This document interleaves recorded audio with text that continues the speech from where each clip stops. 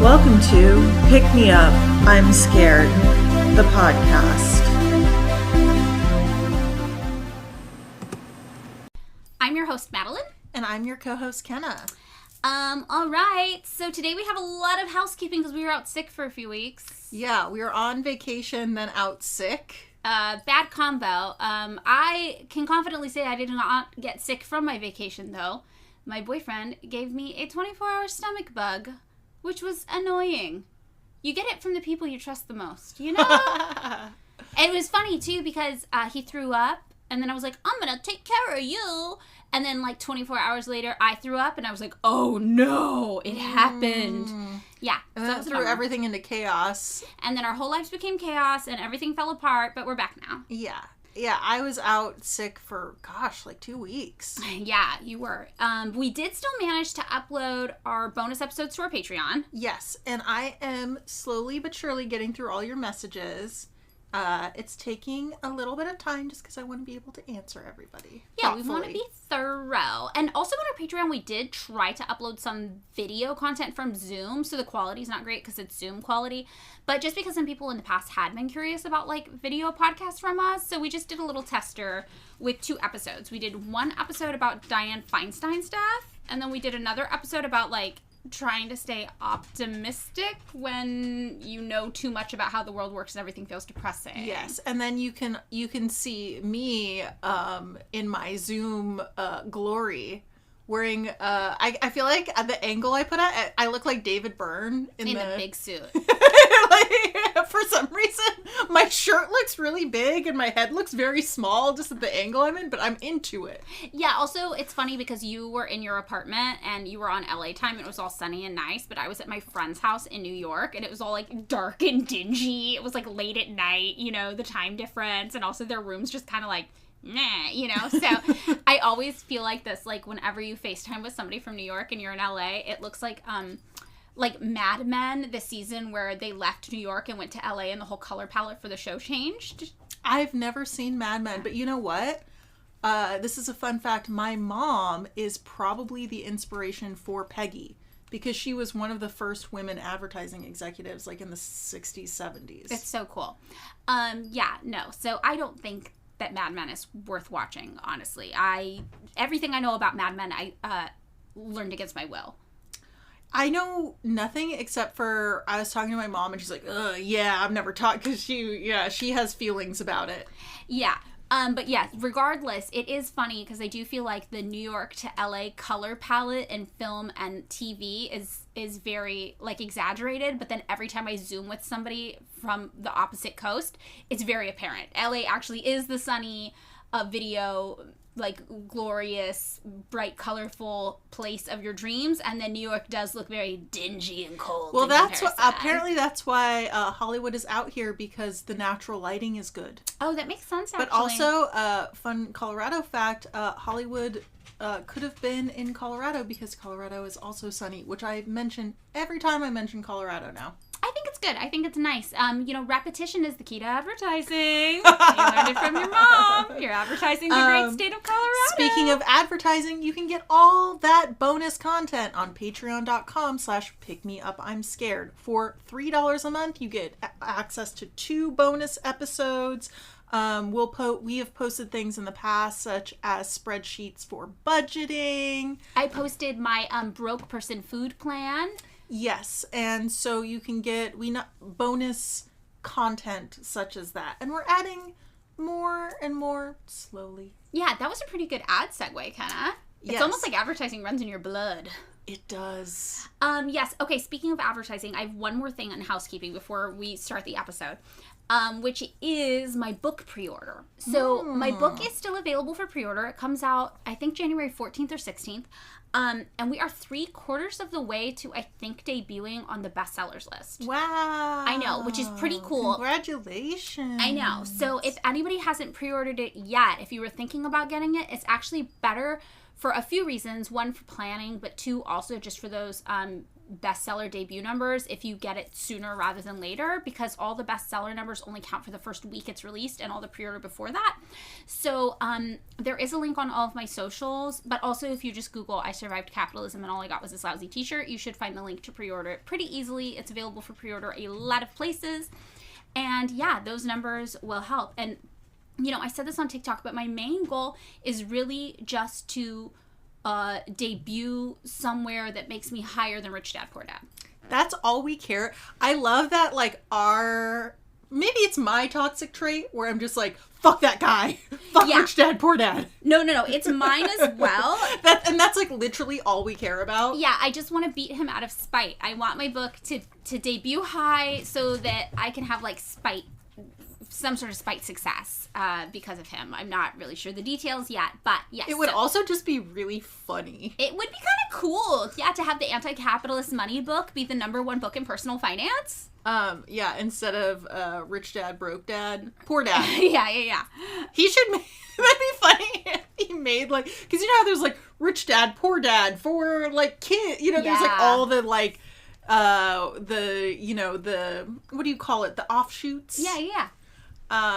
I just think all the Rich Dad, Broke Dad would be a funny one. I think where it it's would just be like, too. yeah, you know, make some money. You don't make some money. It sucks. I mean, the most ironic thing about that book to me, which we don't have to talk about this long, but I just have to say, is that the poor dad in the book scenario is literally like a middle-class guy with a pretty good job who takes care of his family. And I'm like, this poor man in this scenario is literally just what everybody wants. It's just like a nice middle-class stable life. I will say, too, there is a really good debunking of that book on that podcast. If Books Could Kill. Yeah. Yes. But the debunking is really, really funny. It's hilarious. And you're just like, wait, what? Like, it seems like a lot of these personal Okay, so I read this book. I can't remember what it was called, but it had one of those titles, like, it has fuck in the title. Or whatever, where it's an edgy book. Yeah, where it's just like, I was broke, and now, like, you can... I was just laughing because the dogs were getting a little spicy. Yeah, sorry, my dachshund, when she's playing really hard and feeling it, she humps the pit bull for dominance, and the pit bull just doesn't notice. So we just look over, and Fork, the dachshund, is just, like, going to town humping Georgie the pit bull. And Georgie's just like, what is happening? Doesn't care at all. No, yeah. But basically it was one of those books that has, like, a curse word in the title.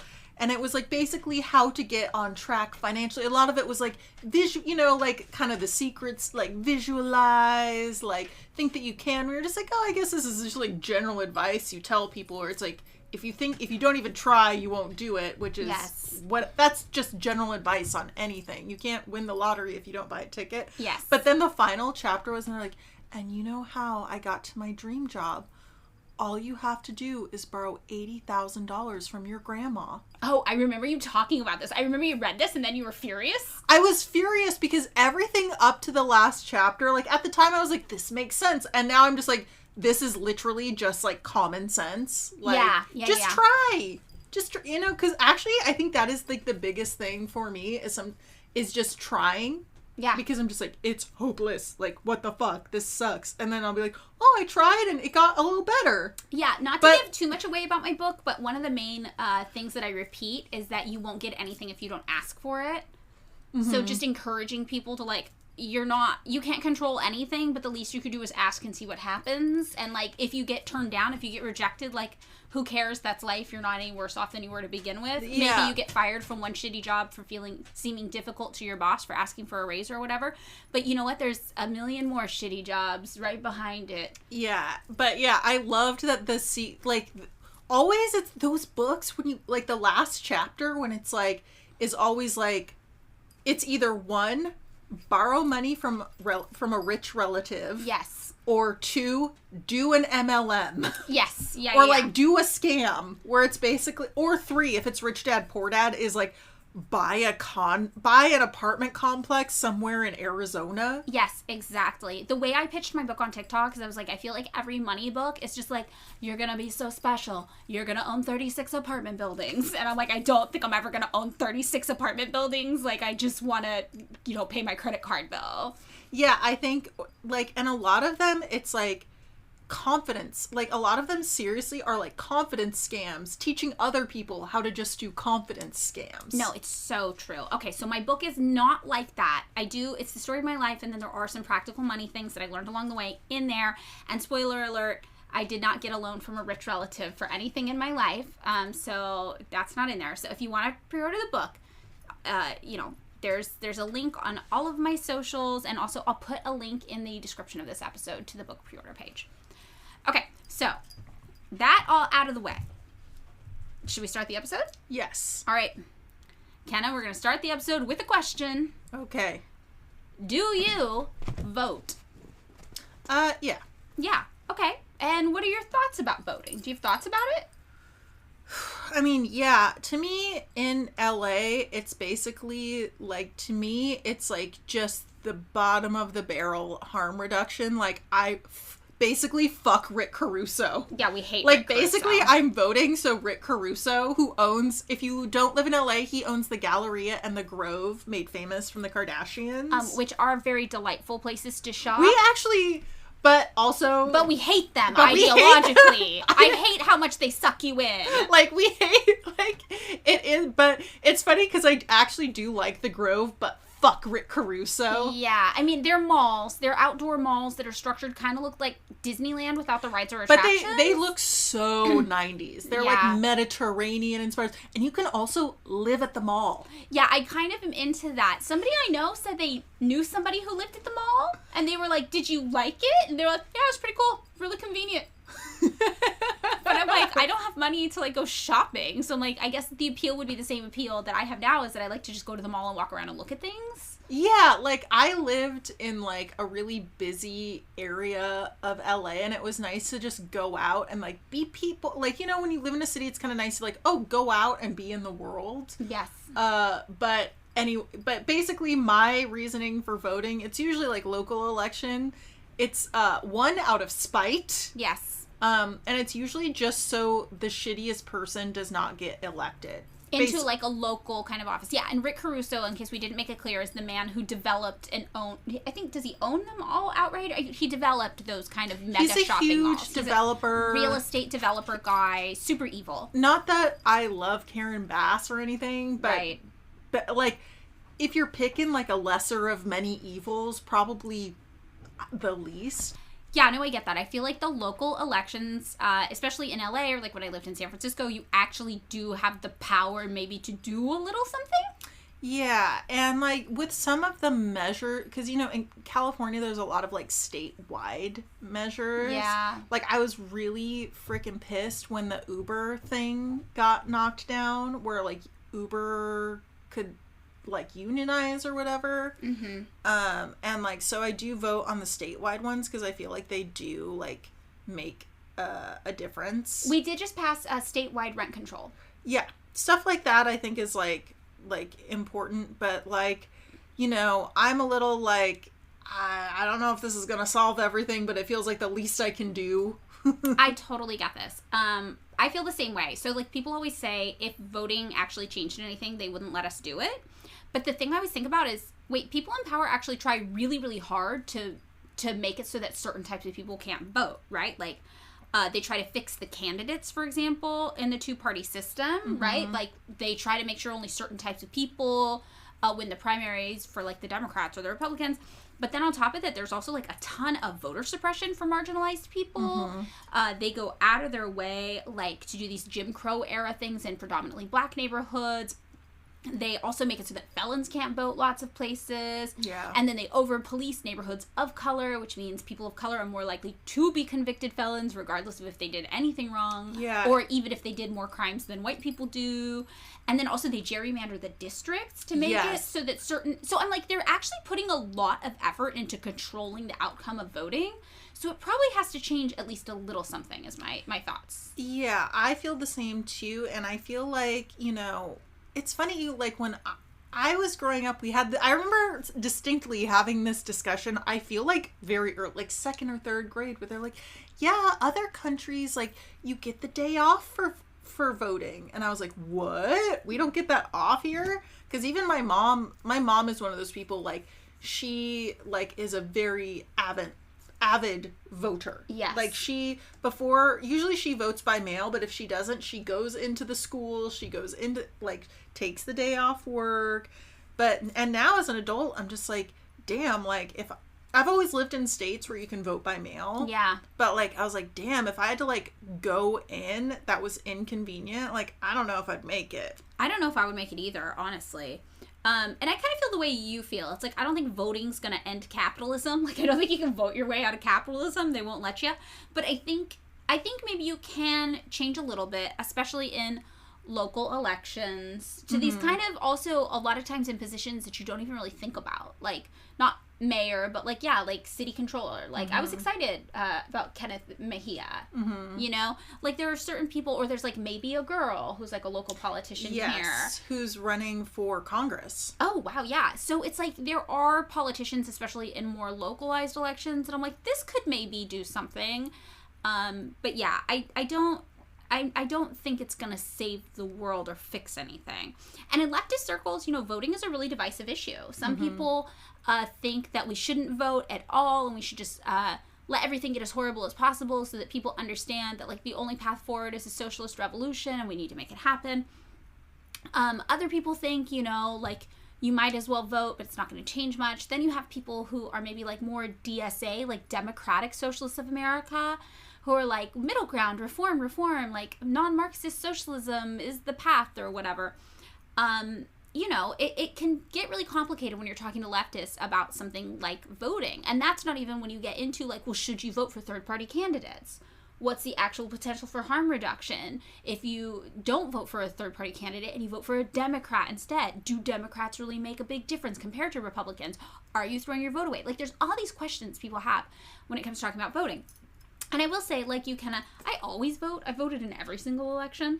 I think I've definitely voted in every single, like, 4-year election and 2-year election, but there are the, like, one-off elections. Yeah, like the special elections. That I think that I've missed, but generally, now that I think about it, I think I've voted in pretty much every one, because I always do the vote by mail. That's exactly what I do. I always do. They're called absentee ballots, and in California, anybody can get them. So since I registered to vote, I've always had a ballot mailed to my house, and I just do it at home, and it's pretty fast, and usually people I respect make progressive voter guides, or when they don't, or when I have questions, my roommates and I, or now my partner and I, will sit down and just Google things and look people up and do a little research before we cast our vote.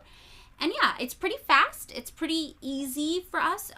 You know, I'm not marginalized in any capacity that, like, means that I'm exposed to voter disenfranchisement. So I kind of think of it that way. I'm like, well, I'm going to cast my vote for all the people who can't. Like, what would they want to vote for? I'm going to, like, use my vote for things for them. Like, you know, it's not, again, I don't think it's going to change the world. I don't have delusions that you can vote your way out of capitalism. I don't think it's nearly enough. But I think the way I think about it is, like, for me personally in my life, it's fast, it's convenient, why not just do it? Yeah, it's like to me, it's like more about like harm reduction. And there's probably like, I think to me, like, having people's voices heard, like, in a democracy is good. But the way that things are set up now, so many people are disenfranchised in the way that the system is set up. It doesn't really reflect how people actually feel or want the world to work. It's totally true. And I think this is the thing. It's like, if you vote, you have to know it's got its limitations. You know, it's not enough to change everything. But it is good that you said that, Kenna, because that ties it all up together for our intro into a nice little neat bow for today's topic, which is democracy. Wow. Yeah, and this was recommended by a listener of ours named Char. So this episode today is going to be all about democracy. And starting out, I'm going to say that something that historically has seemed like one of my more controversial takes, when I say this, people are like, what? Is that I don't really care about democracy, like, at all. I care more about human rights, and I do think that sometimes democracy and human rights can be at odds. Sometimes, you know, you live around a whole bunch of assholes, and they're not assholes because of human nature. Human nature doesn't make them assholes, but maybe they've been indoctrinated, maybe they've consumed a lot of propaganda, maybe they're operating from this very, like, fear-based scarcity mindset, And maybe if all those people who are all freaked out and propagandized all voted, they might vote to remove your rights if you were not like them, if you were maybe a little too gay, or maybe your skin was a little darker than theirs. You know, I just feel like democracy on its own, I don't really care about that much, because I think that the end goal should just be the quality of life for people, and however you get there, I'm good with. Yeah, I think maybe my feelings are a touch different, where I do think that when you take the time to where everybody has a say and everybody hash things out, usually what happens, it's like nowadays, like most people are way more liberal, way more even leftist than what is reflected in our government system. Like anytime you do polls, most people are for LGBTQ plus rights. Most people are for, Roe v. Wade. Most people are actually pretty progressive. Like, that's if true. You think about it. And I think about reading that book, The Dawn of Everything by David Graeber, when he was talking about,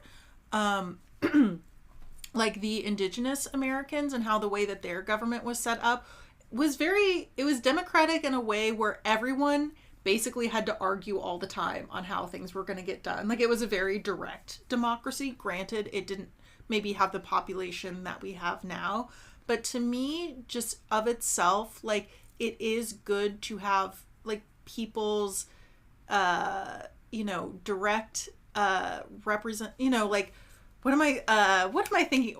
My mind just went blank. Like a representative kind of government that's like proportional to the population? To be governed. Like, to me, like, consent is very, like, to me, it's just like the consent to be governed is very important, because I think our autonomy as humans along with community is still very important, which is, maybe I'm getting into a little bit of the weeds here, but I think that having everybody's input does lead to everybody being liberated. I think okay, so yes, as an ideal, I totally agree with this. But I think the thing that I always think about is how much, like, the United States to me is the most heavily propagandized country on earth. So it's very easy for people to be misinformed through very calculated efforts by people who have big pocketbooks, big budgets, and want you to believe certain things.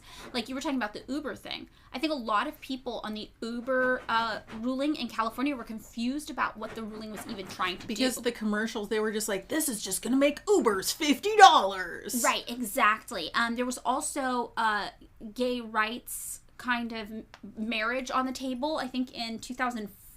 Prop 8. Yeah, Prop 8 in California. Even Courtney Love posted this thing that was like basically telling people not to support same-sex marriages, and everyone was like, bro, what? And then she was like, oh my god, I didn't understand how it was worded. I mean, the other one. I mean, do whatever makes the gay marriage good, but it's like, it was really confusing. So yeah, I think that literally some people voted for Prop 8 when they meant to vote against. Yes, and in 2004, for example, voters in 13 states approved measures amending their state constitutions to ban same-sex marriage. And so that's why, to me, I'm like, well, I don't think you should get to vote on that. I think that's just like a fundamental human right, and I think that, maybe a few people are assholes, but more than that, I think a lot of us don't have the time and energy to become properly educated in late stage capitalism where so many people are barely surviving. Like, you don't have the time to sit down and read all this stuff word for word, and you don't know what's tricky language and what isn't, or who's paid for you to consume what news story in the New York Times even that you didn't even realize was being paid for and you thought was just objective journalism. Yeah, I think to me it's like that is the ideal. Yeah. But in the meantime, you need measures so people's like rights are protected. Yes. And it's like, but I think that's like, what they tell you in civics class. You have to balance, everybody's rights being protected. Right. With democracy. Right. And it's like, okay, at the end of the day, in terms of like values, democracy is not super high on my list of values. To me, my highest values are just like quality of life. I want to make sure everybody has shelter and food and healthcare and is safe and happy. And unfortunately, I do not believe that democracy necessarily ensures those things, especially not without certain protections about like the flow of information and propaganda and things like that. And we've seen that happen a lot throughout history. even recently looking at like NIMBY organizing measures, you know, like not in my backyard, those kinds of things. People are voting not to build more housing in their communities because they're like, well, it'll affect my property values. And maybe it just like all comes down to capitalism or like my experience as being an American, right? But it's like people aren't able to even vote from like a baseline good place. So people are voting from like this idea of scarcity and fear. And that's really scary. And people are, when they're frightened, they're really susceptible to anything you tell them that might be the bad guy or the enemy. So somebody might come in and say, you know who really the bad guy is in your neighborhood? It's the unhoused people. And they're going to move into your neighborhood if they build this homeless shelter. And then you're like, don't put them near my neighborhood. No, I'm voting against it. But it's like, you know, this doesn't obviously mean like human nature is that way. But I just think that our current system makes it hard for well-intentioned people to even know sometimes what they actually believe or want, because so much misinformation is entering your like periphery all the time, and most people I think don't have the energy to sit down and sift through it and be like, what is actually real? And you know, one thing I think about a lot is that Adolescence song, Democracy. Do you know the song? It's like, is this what you call democracy? They're killing us and you're killing me. And it's this whole song about it. Always like, this is kind of fucked up. I don't really care about democracy. I'm like trying to think. I'm like, all I know isn't the No, I get the adolescents and the addicts mixed up. Oh, okay. Well, yeah. And then in the song, he says, they're leading us into World War III, and this is what you call democracy. And I'm like, dang, you know? So I think this has always kind of influenced my views of democracy, which again have been controversial. I've never met somebody else who's like, yeah, I kind of agree, fuck it, who cares?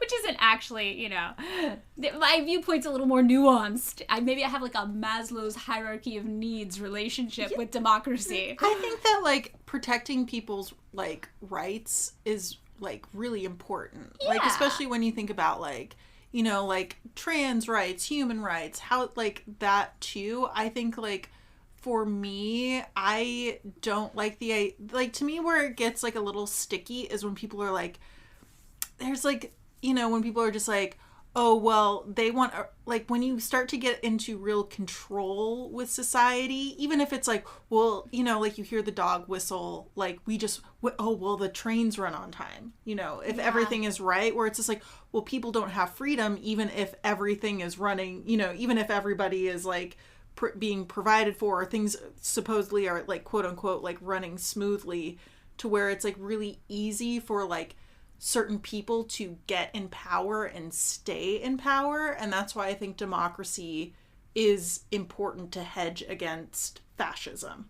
Okay, I can see that, definitely. Because what if somebody's in control and the trains aren't even running on time, and you don't have food, and you don't have... that's like why, like, sometimes, you know, like, that's why I think that, like, democracy really is the hedge against fascism, because fascism will tell people, like, well, everything will be fine if you just follow the, you know, the rules. But it's just like, well, that's the same thing as having a democracy and not listening to people who are being marginalized. Right. You know, but to me, it's like the democracy is hedging against fascism. Okay. So, all right. So, now that we know where Kenna and I both stand on democracy, Kenna a little bit more for me, I'm gonna say neutral. I'm gonna say it'd be nice, but you know, it's not my initial focus.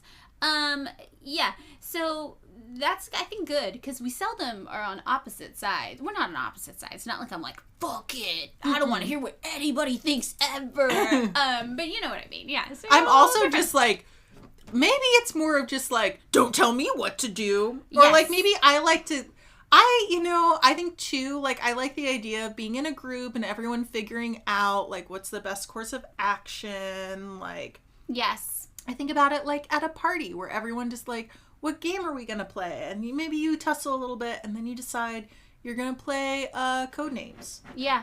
Yeah, I think of it sometimes like the traditional issues we talk about with like anarchist organizing, where it's like you just sit and talk about things forever that actually aren't that big of a deal, and you're like, oh my god, can we just move on from this, please? Can we make a decision? I think about the like Twitter thread where they're like, oh my god, like I had to quit the anarchist meeting because it took us 4 hours to decide if we could smoke weed at the meeting, and then it just turned out like if you're going to smoke weed, just take it outside. Yeah. Yeah, I mean, and if you had the luxury of a lot of time, and if it was, like, considered, like, your civic duty to have these conversations and understand each other, that would be totally fine. But I just think, like, yeah, maybe I think of democracy as an ideal for, like, when everybody's human needs are met, and then we have the ability to get into the more nuances. Yeah, and you know, I just finished reading this book, Laziness Does Not Exist, and it was really eye-opening to think about, like, how much, like, time, like, in our society, like, it's, like, I feel like, honestly, like, we should be able to have enough time to have all these conversations and stuff, but because, like, work, even just culturally, people are just like, what are you doing? You're being lazy. You're not, like, we got to keep working here. We got to be productive here, where it's just like, you know, I feel like if our society was, like, running better, we would all have time. We could fucking argue for 4 hours about where you smoke weed at the meeting. And we've decided you've smoked weed in the alley outside the meeting. Yeah. Because, you know, this other person over here gets a little sniffly around the weed. Yeah. Which I guess is, you know, it never occurred to me that there are some people who get sniffly around weed. I actually have a really hard time with smoke of any kind. Like, smoke machines, cigarette smoke, weed smoke. I eat edibles. Like, I take edibles. But I've always had a really hard time being around smoke. Sometimes I get the nose runny. Mm-hmm. But, so I get it. But sometimes I can't breathe. But I think that we have this expectation where we need to get things done really fast. Instead of, like, maybe take a moment and just, like, even, like, let it be like, maybe we can think about this for a while. But because it's like our society doesn't give us that luxury a lot of the time, because we either have to work, or people kind of, like, judge if you're like, like, I need to sit and think about this for a second. Yes. And I think that's one of the things I think too. It's like our society doesn't, I think that our society, I don't think this is conspiratorial to say, I don't think our society wants us to be the most educated voters. No, I mean, think about, like, during, you know, COVID, where everybody could stay at home and got money and everyone was looking on the internet, and then people were like, whoa, our society's fucked up. And then everybody started protesting. Exactly. They don't want us to have that kind of, they don't want us to know, man. They don't want us to be sitting and reading and figuring out what's going on in the world and then making these informed decisions. They want to be able to run a really jazzy 30-second ad, that costs $5 million for them to play on nationally syndicated television that tells you what you're supposed to think.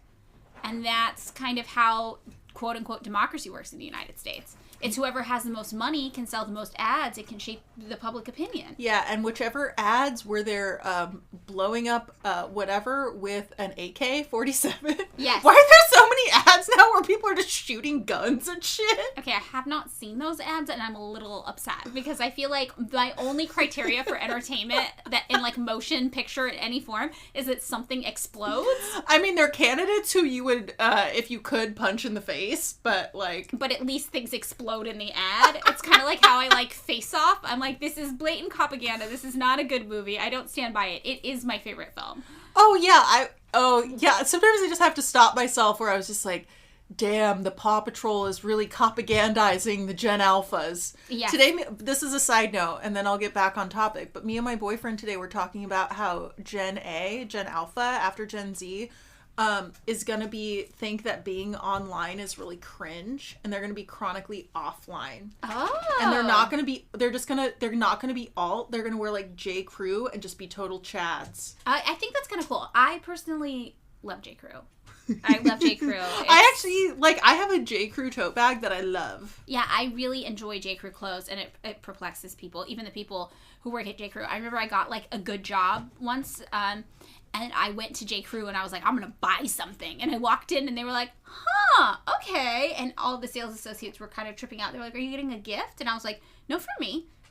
And they were like, all right, this is interesting.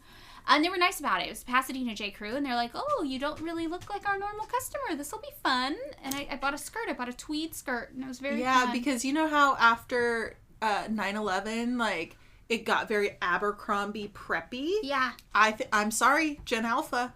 But, yeah. you know, they're not listening. They're, what, 6 now? I don't know how old they are, honestly. They're babies. They're babies. Like, literally. Not in the way of we're like, oh, you're baby. Like, oh, no, they're literal babies. They're literal babies right now. I think the babies will grow up to love J. Crew. I think you're right about that. I think they're going to be offline J. Crew Chads. Chad babies. And they're just going to be like, cool. Yeah, no, I don't. Yeah, I think it's kind of weird how people, like, their parents, they're going to be like, yeah, my parents were, like, online all the time taking photos of me. That's really weird. I could see that, honestly. Yeah, because I actually saw this thing go viral where this woman was like, the thing that will make millennials the worst parents is how on their phones they will be all the time, and their kids will notice and feel really, like, spurned by it. Yeah, and they'll just be like, well, you know what's funny? When I was a kid, I remember being, like, the alternative kids would, like, we still listen to, like, cassette tapes and stuff. Like, we were just like, fuck, we're, like, ooh, why would I be on an online forum? I'm just going to the DIY show. Like, yeah, it was, like, kind of, like... totally true. Like, that some of the thing. cooler people, like even spurned having cell phones because they're like, I don't want to be that fucking available. Yes, like, I knew a guy who told me he never learned how to type because he thought he was too cool for typing. And he was like 30 and he's like, fuck, I can't get a job anywhere. I don't know how to type on a computer. No, but like, I literally see this and I don't think that, like, I could see, like, people just being like, yeah, I just have a laptop, like, because, like, I'm remembering, like, 2007 where it's like you go online, you look at, like, what's the blog, like, Perez Hilton. I didn't go on that one. No, I didn't. Like, either. I went on Delisted, yeah. and then I went on, like, some other like, news website or, like, news blog. You go on blogs. Yeah, you went on blogs. It's gonna be the rise of the blog and the Substack, and, you know. I really like that. I did like blogging. And, like, maybe. Sorry, this is just, like, a thought that I had about that we were talking about with Gen Alpha, and I was like, that is super interesting. I would have not thought about that. Yeah. Okay. But anyway, Paw Patrol is propaganda. Paw Patrol is propaganda. Face Off is propaganda, and maybe also an allegory for AI. Oh. And deepfakes, but I'm not sure yet. But I still like it. It's my favorite movie, and the Republican presidential or, like, government ads feature a lot of things blowing up. That's how we got there. Yes. Yes. Okay. So walking it back to voting and the advertising and the things exploding in the commercials, all of this relates back to, like, democracy and, like, how does democracy actually work? Like, is it functioning as intended in our country? Is there even an intention for democracy? How does it work other places? So this kind of brings us to the question, in my head anyway, after you start thinking about this stuff, you're like, what even is democracy?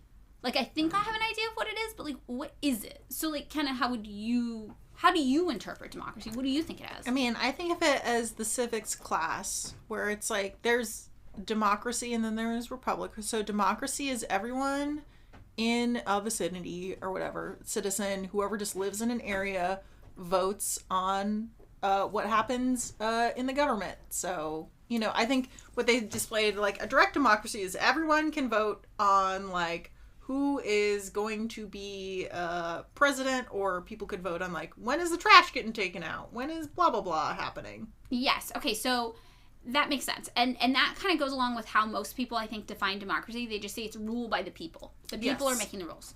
And that term comes from this Greek term, demokratia.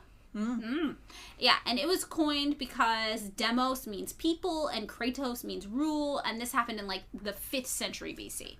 So this term was basically used to describe the political systems that were existing then in some Greek city-states, like Athens is probably the one we think of the most. And what people kind of talk about when thinking about democracy is, like, okay, when you're trying to establish this government of or by the people, however you want to think about it, you have to answer, like, 7 fundamental questions. Have you ever heard of this? Maybe in school? I never heard of this either, but it does make a lot of sense when I was doing the research. So the first thing you have to answer is, what's the thing you're doing democracy in? So it could be, like, a town or a city, or it could be, like, a country, or it could be, like, a business or a university, some sort of organization. You know, you could do democracy in any of these. So it's not just something that strictly is a government setup. Like, we hear this a lot when we talk about workplace democracy. You know, like at our work, for example, where it's like, oh, if anybody wanted to, they could be like, I think that's a bad idea and we shouldn't do that, and, like, propose other things to do. So that would be like a workplace democracy kind of thing. The second question you have to ask is, okay, so you've chosen the thing that you're deciding you're doing democracy in. Who is considered, like, a full citizen within that thing? Right? So is it everyone? Does that include children? If not, at what age are you considered an adult? Who is a full citizen? Like, in the U.S. originally, the only people who were considered citizens were land-owning white men, right? Mm-hmm. So women, people of color, children, poor white men even, were not considered full citizens, and they, therefore, did not have the right to participate, even though it was called a democracy. So it was like, this is a democracy formed by the people, but we're deciding the people are actually just this really narrow subset of people. And this kind of brings up issues right away when you think about democracy, because you're like, well, how small can the subset of people you've decided are citizens actually be before it's just an oligarchy or an aristocracy? Mm-hmm. So to me, for example, the U.S. Constitution originally didn't grant democracy, right? Because white landowning men were such a small percent of the population. Like, in Pennsylvania, records from the time show about 8% of the rural population could vote and only about 2% of people in the city of Philadelphia. So if only 2% of the people in a place can vote, is that really a democracy? But that was the quote-unquote democracy that, like, the United States was founded on, for example. And around this time, 1905, there was this book by Albert McKinley who said, the potential voter seemed to vary from 1/6 to 1/50th of the population, depending on where you were in the United States. And experts today agree that, yeah, these figures are probably about right. So if an oligarchy is ruled by the few, then I'm like, how is 2 to 17% of the population not considered the few? Like, statistically, that is very few. And that feels like, to me, even though the United States was founded as a quote-unquote democracy, it was actually an oligarchy set up by the U.S. Constitution, would be what I would say. But once you figure all this stuff out, then you have to figure out how the people are supposed to rule. So you figured out what the thing is that you're doing it in. You figured out who's considered a people in this situation. Really fucked up question to ask. But then there's also the logistical things that aren't as fucked up, like, are children people? What age? You know, that one makes sense to me. Kenna, you are radically for children being involved in democracy. Yeah, I think that, I think, you know what I think is a good age? 8. 8's pretty good, okay, yeah. Or, like, if you're gonna be, like, well, because, like, an 8-year-old could still just be, like, do whatever their parents say. Maybe, like, 14? I think 14 would make sense, because I feel like when I was in high school, I had enough free time to be super, super up-to-date on current events. Like I think if you're a freshman in high school, you should be able to vote. Yeah, you can drive a car. Even, like, middle schoolers, I'm kind of like, you know, but I'm gonna be, like, super, like, liberal and be like, fuck it, 8-year-olds. Yeah, I mean, also, the thing is, like, when I had a job when I was 14 and I couldn't vote. Mm-hmm. So that was taxation without representation. Yeah. I was paying taxes. So, all right, whatever. You figure out who the people are, right? And then you have to figure out how the organization is going to work. Like, do you have city or town municipalities? Is there a federal governing body? Do you have a parliament? Like, what is the system to make this all come true? And then the fourth thing you have to do is, all right, well, what if the citizens are divided? Then who makes the final decision? Is it always going to be just majority rule? Is there an arbitrator? How does this work? And then the fifth thing is, if it is majority rule, what constitutes a majority? Is it a majority of all citizens, a majority of voters, a majority of representatives of the voters, like with our electoral college, for example? That's like a representative thing. People are supposed to represent their states, but that's how we end up with presidents who lose the popular votes, but like win in the electoral college. How are you going to figure this out? And the sixth question you have to ask is, why should the people rule? Like Plato always said, the best government would be led by a minority of people who were just the most qualified people. So he actually favored an aristocracy of philosopher kings. Yeah, because he's a philosopher. He's a philosopher. He's like, oh yeah, there's no engineers here, boys. We'll think about the bridge real hard. I think that the people who should run the government here should be really cool and into fashion. Like, they should just be cool. Cool fashion people. An aristocracy of well-dressed, cool fashion people. Like, you cannot be president if you have bad shoes. Wow. You cannot be president if you wear Crocs, and that's my hot take.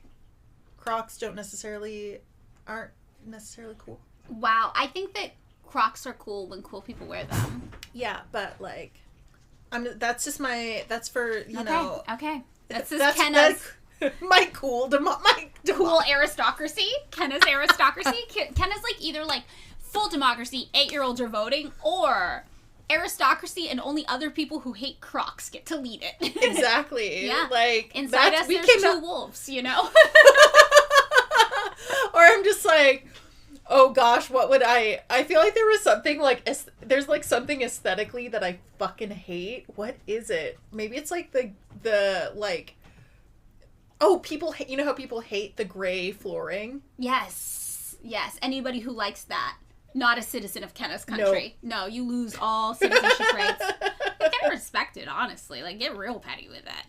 Yeah, I mean, though, like, if it wasn't just philosopher kings, like an aristocracy of just, like, super qualified people to solve every problem, I could actually see myself getting into that. Like, if it was just, like, yeah, for, like, all of the infrastructure in the United States, it's all actually decided by, like, these 5 brilliant engineers who are, like, the smartest engineers we've ever seen in our lives.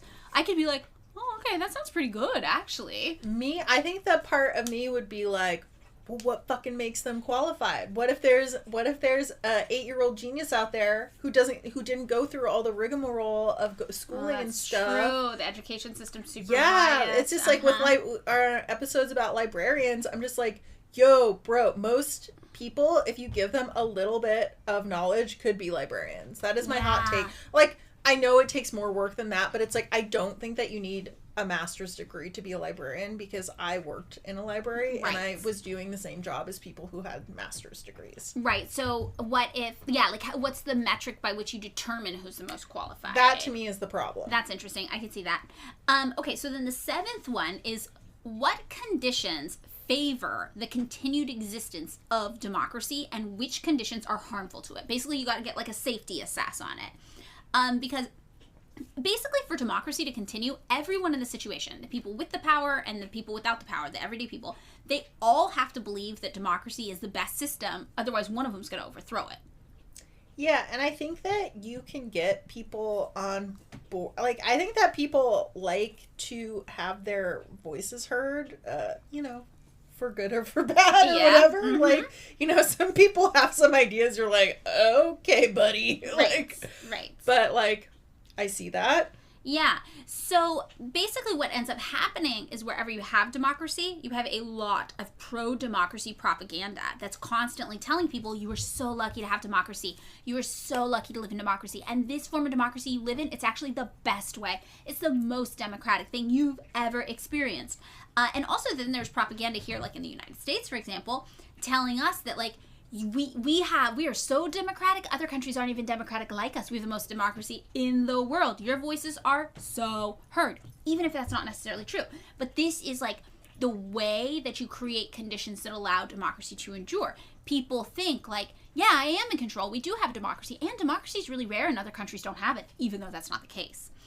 And it benefits the people in power then because the spotlight is off of them. So the people, the constituents, think they're choosing the things that happen around them in society, even if the politicians are pulling the strings most of the time. And there's not as much choice as you think. Like when we talked in our episode about lobbying. There are certain things that we're not actually voting for, but we feel like because our voices are being heard, we are responsible or to blame for everything. So, like, for example, if you get mad at your government funding a proxy war so that some senator's buddy who's the CEO of Raytheon can take home a giant bonus check and then slide the congressman a promise that they'll get a full-time job making $500,000 a year as soon as their congressional term is over. If you hear that happening and you're mad at that, if you think you live in a democracy, instead of being mad at the lobbying system and the scummy congressmen or whatever, or the Raytheon guys, or the military-industrial complex, you'll be like, those damn Republicans. Yeah. Right? So then you get mad at the other voters because you're like, well, we all control everything.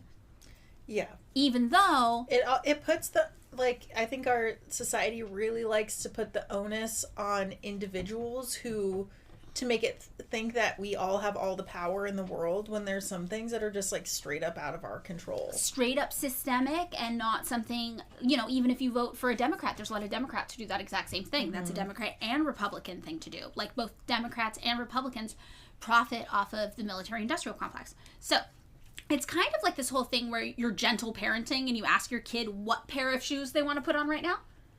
And the kid chooses, and then they feel like they chose, but it's like you actually just told your kid to put on shoes right now. Mm-hmm. That's kind of how the democracy in the United States sometimes tends to work. But it benefits both the people in power, right, because they still get control, and the people who don't have power because they think that they have control. Mm-hmm. So those are kind of the conditions that favor the continued existence of democracy somewhere like the United States. And I feel like hearing all of this, the thing that really stood out to me about the definition of democracy is that I don't think the term democracy actually really means anything.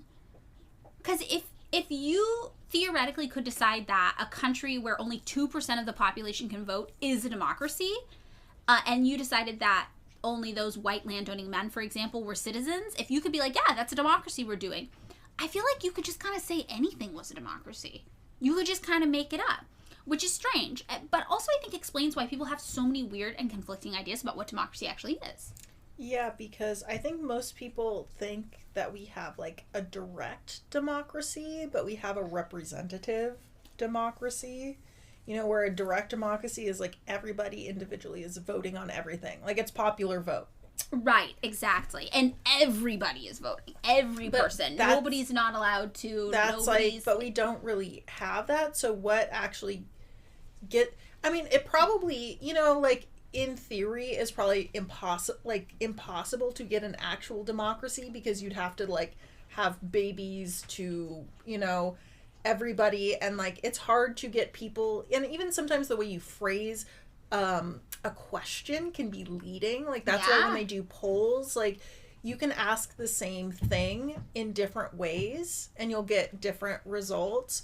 So I do understand how it would be impossible to get to something perfect. Right. But I think a lot of people think that it needs to be where to me it's like it just needs to be mostly. Like you know how like right. not like with a diagnosis they're like it's 99.9999% correct, and then people are like, what about the 0.1? And you're just like, bro. Yeah, we're doing the best we can. That's interesting.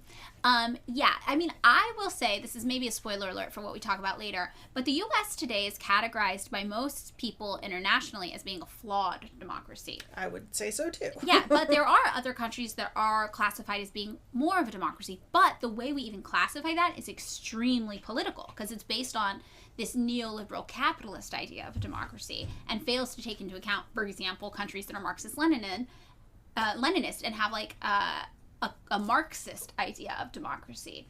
So this is something we'll get into that really kind of touches on how we think about the idea of democracy and how it's interpreted by different people. But to make sense of like how we think of it today, obviously we're going to have to take a look at the history. We always take a look at the history of things. And we're going to start back in Greece around 500 BC, like we were talking about when people started using this term. So evidence suggests that democratic government in a broad sense existed in several areas of the world well before this happened. But, you know, Greece is the one people think about a lot. A lot of the literature about it has prevailed. It's kind of like we have a lot of info from it. The Roman Empire. The Roman Empire. But, you know, it is plausible to assume that democracy arose naturally in lots of groups of people all over the planet. Like, you know, non-literate tribal societies have shown a lot of evidence of using democracy because it might have seemed like the most natural political system. Like, it just feels fair. Like, everybody gets to say what they think, especially if it's a small group. We don't really know for certain, but this totally reminds me of that David Graeber book we read, The Dawn of Humanity. Mm-hmm. It's just like every kind of government you can imagine probably existed somewhere in the world because, you know, people were grouped together in smaller groups, right? It's not like you're 180 countries and that's all you got. And also just people are creative and come up with different solutions to the same problem. So anthropologists do tend to think that as cities began to grow and commerce flourished, right, we started to see inequality in wealth and military power happen between these communities. And when this was happening, along with this like increase in the size of these typical communities or towns or whatever, it then started to encourage the spread of more hierarchical or authoritarian forms of social organization. And authoritarian is like an interesting term to define, but basically more hierarchical is a good way to kind of think about it. So you kind of started to have some people get a lot of power in areas, and then you started to have areas that needed defending from other people who had less resources but maybe a stronger military. And it just kind of, a lot of people think the conditions maybe were right in a lot of places for this type of government, like monarchistic, hierarchical, to take over. You know, again, everywhere was a little different, but this is something a lot of anthropologists think might have been a trend. So then popular governments, like you're hanging out with all your friends, your neighbors, and you're all kind of squabbling about where to smoke weed at the meeting, for example, that kind of gets less common maybe. And instead it's replaced by governments that were based on like monarchy, aristocracy, or oligarchy. And these started to be the dominant members of these societies, kind of leading them. And people did tend to think this was the most natural form of government, which kind of is like that quote you always say from the Ursula K. Le Guin, like, people couldn't imagine a world without kings. Mm-hmm. It seemed so normal to them because it was like so prevalent in so many communities. And it just felt like, well, of course, there must have always been kings. Yeah, the king says no smoking weed. The king says no smoking weed in the meeting, but outdoors is fine. No, the king is like, no smoking weed. Ever. No. Wow. Only the king can smoke it. So by 500 BC, we start to see the conditions favorable to democracy are reappearing in several places, and notably Greece and, yes, Rome, the Roman Empire. So Greece in the 5th and 4th century BC was basically just a collection of like hundreds of independent city-states, and each of them had their own little surrounding countryside. And in 507 BC, under the leadership of this guy whose name I'm gonna frickin' butcher, man, Cleisthenes, I believe is his name. I have no idea. Under him, the citizens of Athens began to develop this system of popular vote that would be really successful and last like 200 years. The thing about this, though, is you have to think about who the citizens of Athens really were. Remember, like, what defines a citizen where you are. And citizenship in Athens was hereditary, so it extended to anyone who was born to parents who themselves were Athenian citizens. And membership was limited to just male citizens 18 years of age or older until around the year 403 BC, when the minimum age was raised to 20. So one scholar suggested that around like 450 BC, there might have been around 100,000 citizens, 10,000 resident foreigners, and as many as 150,000 slaves. But among those citizens, only 30,000 were males over 18. So if this is correct, then the demos, right, the people who were in control of the government in this democracy would have been just 10 to 15% of Athens' total population. So pretty low again. And the heart and center of this government system was something called the assembly. So they met almost weekly. It was 40 times a year, and they met on this hill west of the Acropolis, and decisions were taken by vote. And then later in some assemblies, and voting was done by a show of hands, and votes were a majority, and whoever the majority voting there that day was, they just prevailed. So if you had an opinion, you showed up, you voted, they counted, and the majority ruled. And powers of the assembly were pretty, like, broad. They could do a lot, but they weren't unlimited. And everything that the assembly kind of dealt with was this agenda that was set by something called the Council of 500, which were representatives chosen from each of the 139 small territorial entities created by Cleisthenes in the year 507 BC. And the number of representatives from each little kind of small territory entity, that was roughly proportional to its population. So kind of like our House of Representatives that we have today. There were also popular courts going on at the time. And one scholar said these were the most important organ of the state alongside the assembly because they had unlimited power to control the assembly, the council, the magistrates, and political leaders. And the courts were composed of jurors who were chosen from a pool of citizens, again, over 30 years of age. So from that 10 to 15% of people who were considered the people in big quotes. Around 411 BC, Athens went to war with Sparta. And this group, known as the 400, seized control of Athens, and they established just an oligarchy. But less than a year later, the 400 were overthrown, and the Athens version of a democracy was fully restored. But again, remember, we're just 10 to 15% of the population was ruling. Then by 320 BC, Athens was subjugated to the more powerful neighbor they had in the north, Macedonia, which introduced property qualifications, which basically meant that ordinary Athenians could not vote at all, had no say anymore. And then in 146 BC, what remained of that Athens democracy was totally extinguished by, Kenna, your worst enemy, the Romans, the conquering Romans, the Roman Empire. I can't believe this is such a thing. I literally did ask my boyfriend and his friend how often they thought about the Roman Empire, and they literally was like, not often, maybe once a week. Whoa, that's a lot! Or once a month. I was like, once a month is still a lot. That's so much. But then I was like, I think about it too, but you hate it. You have always, we can go back episodes, you called this, a year ago, you were like, you know what I think? I think everything in life got fucked up because of the Roman Empire. Who knew it was an allegory for patriarchy? Who Who knew? That's why you hated it. But I was like, wait, do I think about it too often? But I don't think it's in the way where, like, Sparta. Like, I think it's, like, 300, which, I'm sorry, but I fucking hate that movie. Yeah, I think most people hate that movie. No, a lot of dudes love it. Okay, well, I saw it in the theater, and it was one of those situations... I fell asleep in the theater. I saw it on my 21st birthday. The theater was really crowded, and I went with a group of people, and we all had to sit separately.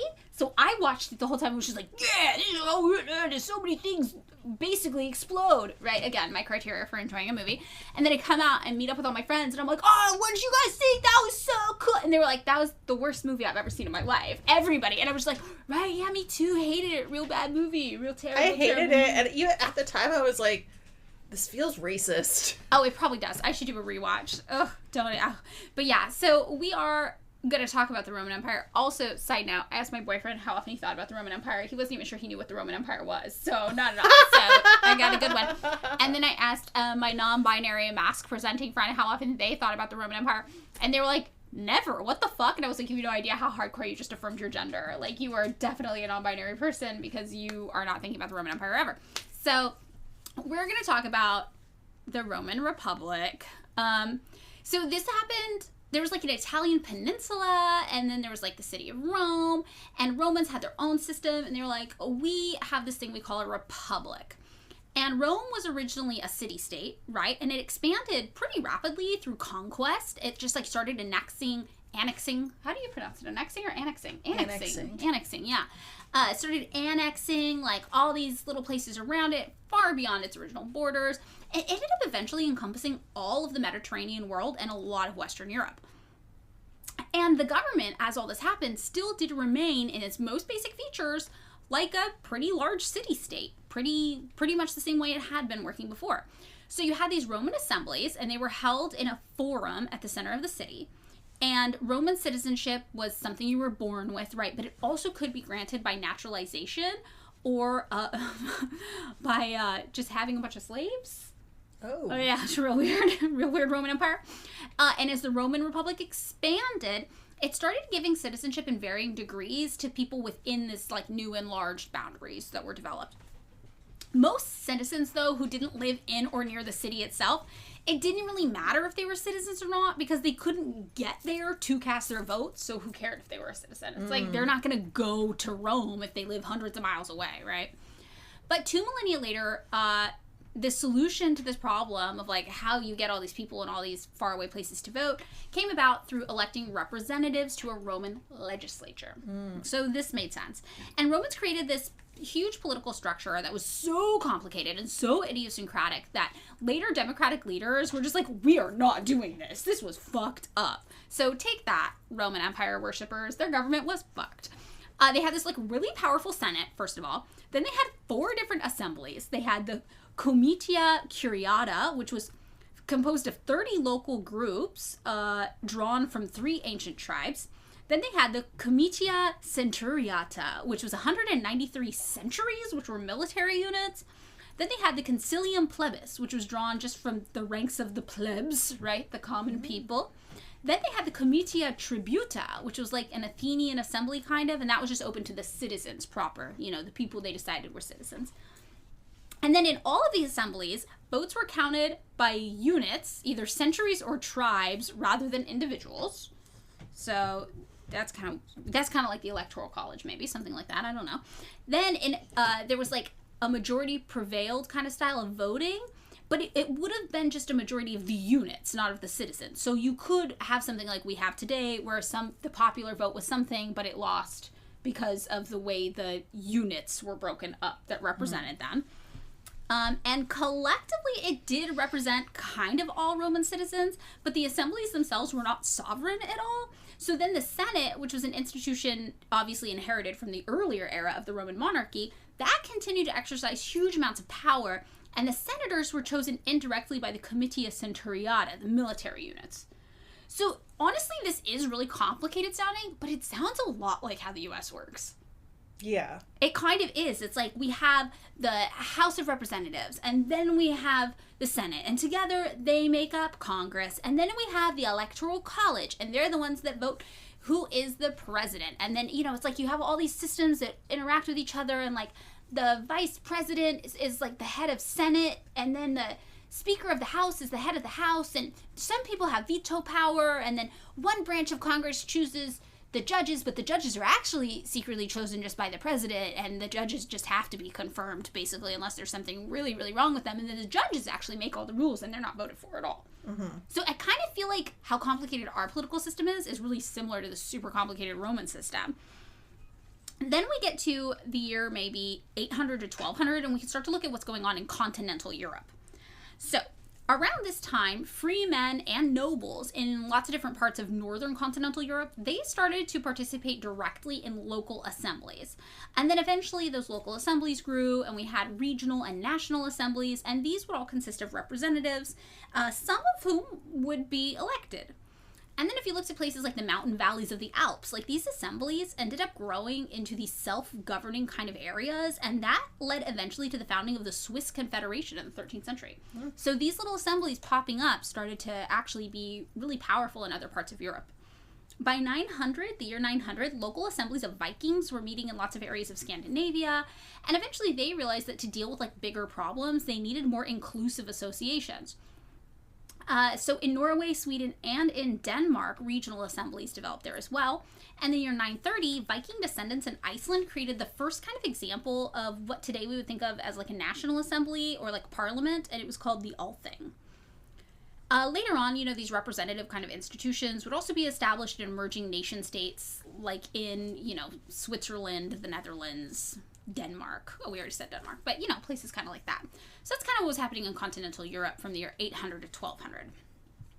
Then when we get to like 1100 through the Renaissance, more interesting stuff started happening around Italy.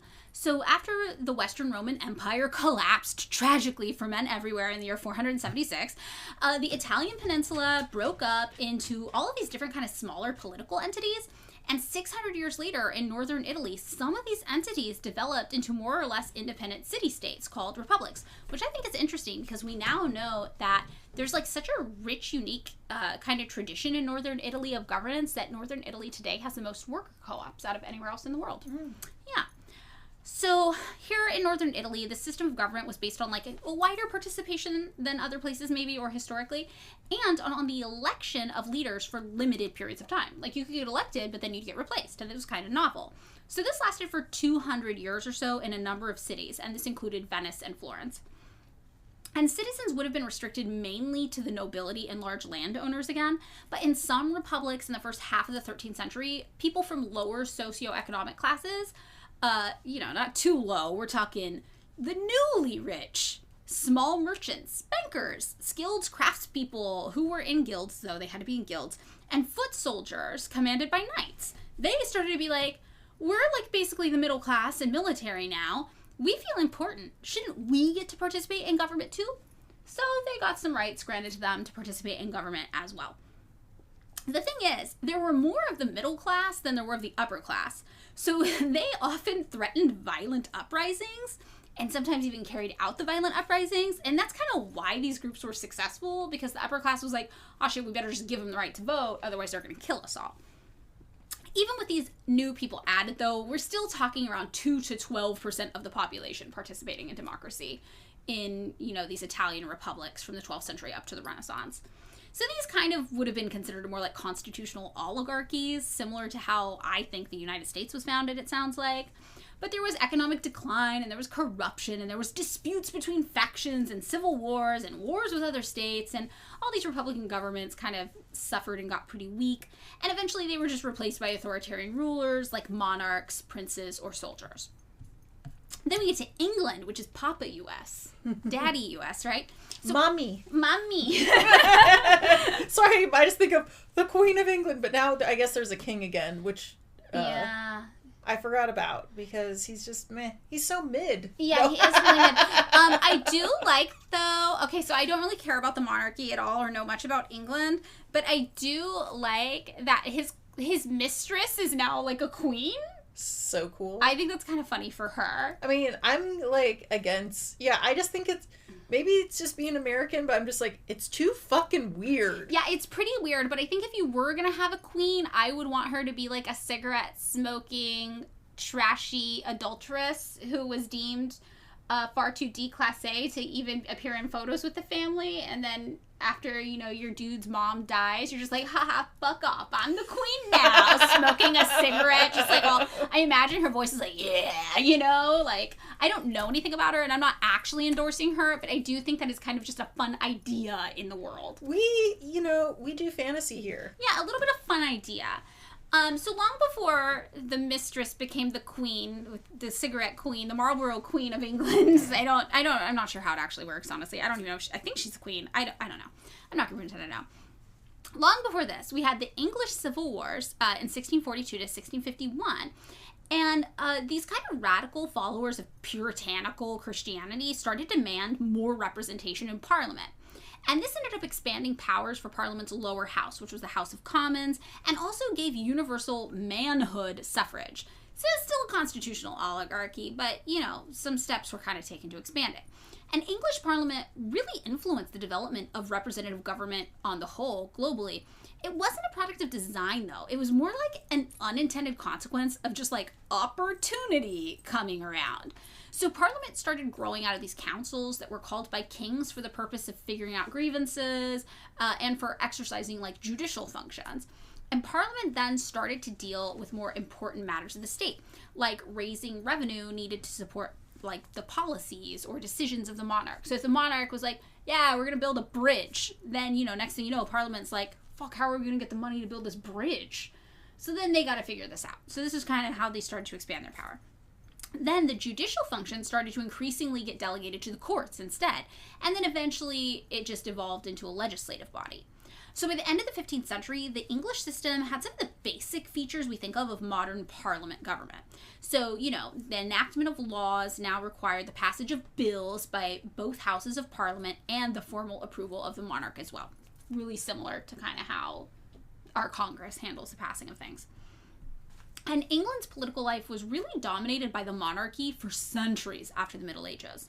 During those English Civil Wars, though, which were led on one side by the radical Puritans, the monarchy was totally abolished and a republic, the Commonwealth, was established in 1649. But the monarchy was restored like 11 years later. But, you know, they had 11 glorious years. By about 1800, a lot of people who were getting a lot of power kind of in the system. So these powers that were related specifically to the appointment and tenure of, like, the prime minister started shifting over to Parliament to be even more control of. So they were strongly influenced by the emergence of political factions in Parliament during the early years of the 18th century. And these factions were the Whigs and Tories, right, which later just became full-fledged political parties. And pretty soon what happened is that laws couldn't be passed and taxes couldn't be raised without the support of either a Whig or a Tory leader who could try to get the majority of votes needed in the House of Commons by talking to everybody else who was kind of on their side. From this, the monarch was forced to select a prime minister who was the leader of the majority party in the Commons, and that person would then kind of give suggestions for who would compose the cabinet, and the king was kind of just like in between a rock and a hard place and was just like, okay, I got to accept this. So in 1782, there ended up being a constitutional crisis, and King George III was forced against his will to accept a Whig prime minister and cabinet, and he really hated it. And he told this one scholar, like, this is a violation of the Constitution, a defeat for his policy, and a personal humiliation, basically. He was just, like, so mortified he had to do this. And by 1830, the constitutional principle that the choice of prime minister and the cabinet laid with the House of Commons, that was, like, really firmly entrenched in the British Constitution, even though the British Constitution, like, was unwritten.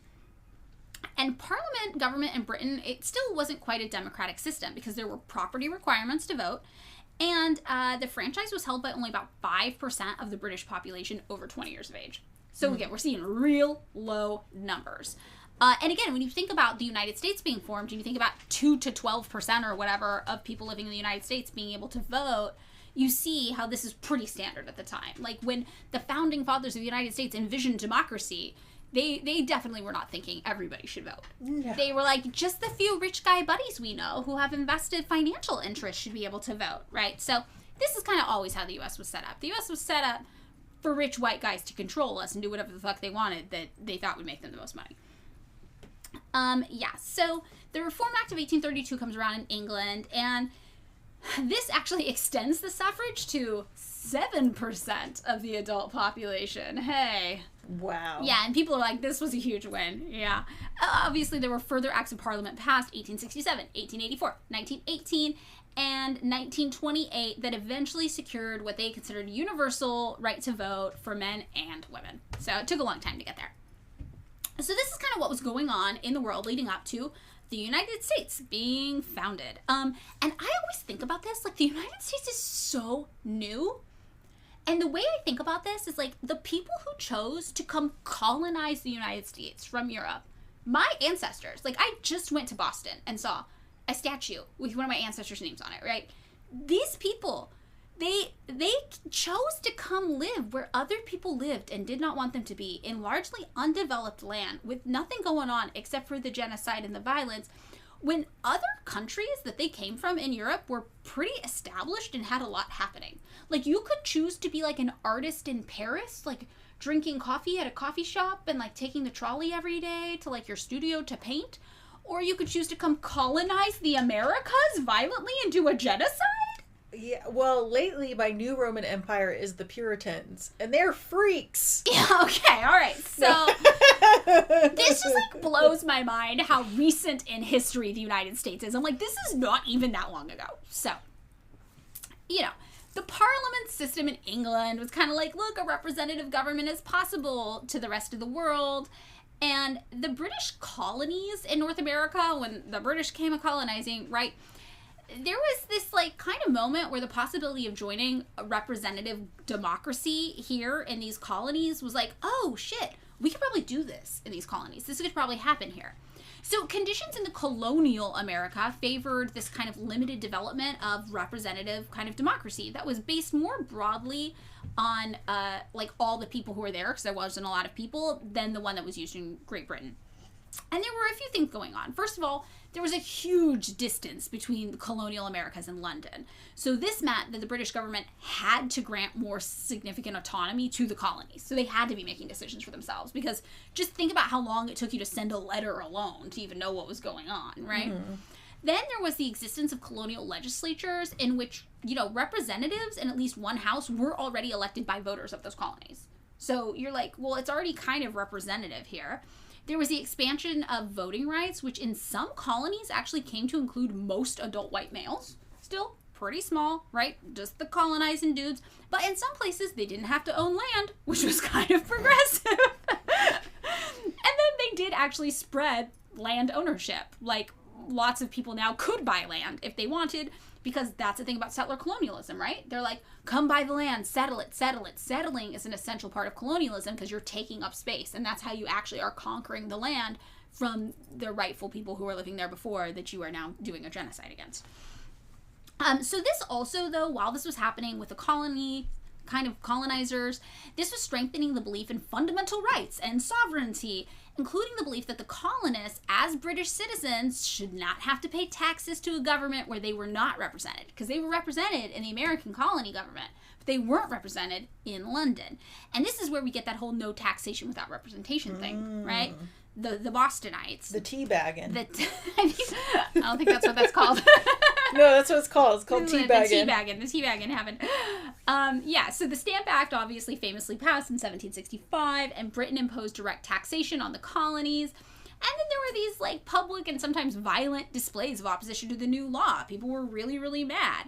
And, you know, famously the Boston Tea Party, again, my heritage, my people. The teabag. The Brian Pendleton teabagging is my history. Also, okay, I said this maybe in the bonus episode, but I did go look at the statue of my relative who founded part of Boston, and his name was just Brian Pendleton, which like seems like such a modern name. Like, I can't believe that this statue from like the 1600s or whatever is just like yeah, this dude Brian did it. Chad Pendleton. Yeah, exactly. It's like Trent or something. I don't know, it's really weird. I was like, okay. I know the name shouldn't be funny, but why is Brian a funny name sometimes? It's just a funny name. It's also funny that it was like happening in the old-timey, and I'm just like, oh my god, was my family even the white trash out of the colonizers? Like, it was just like a trashy name.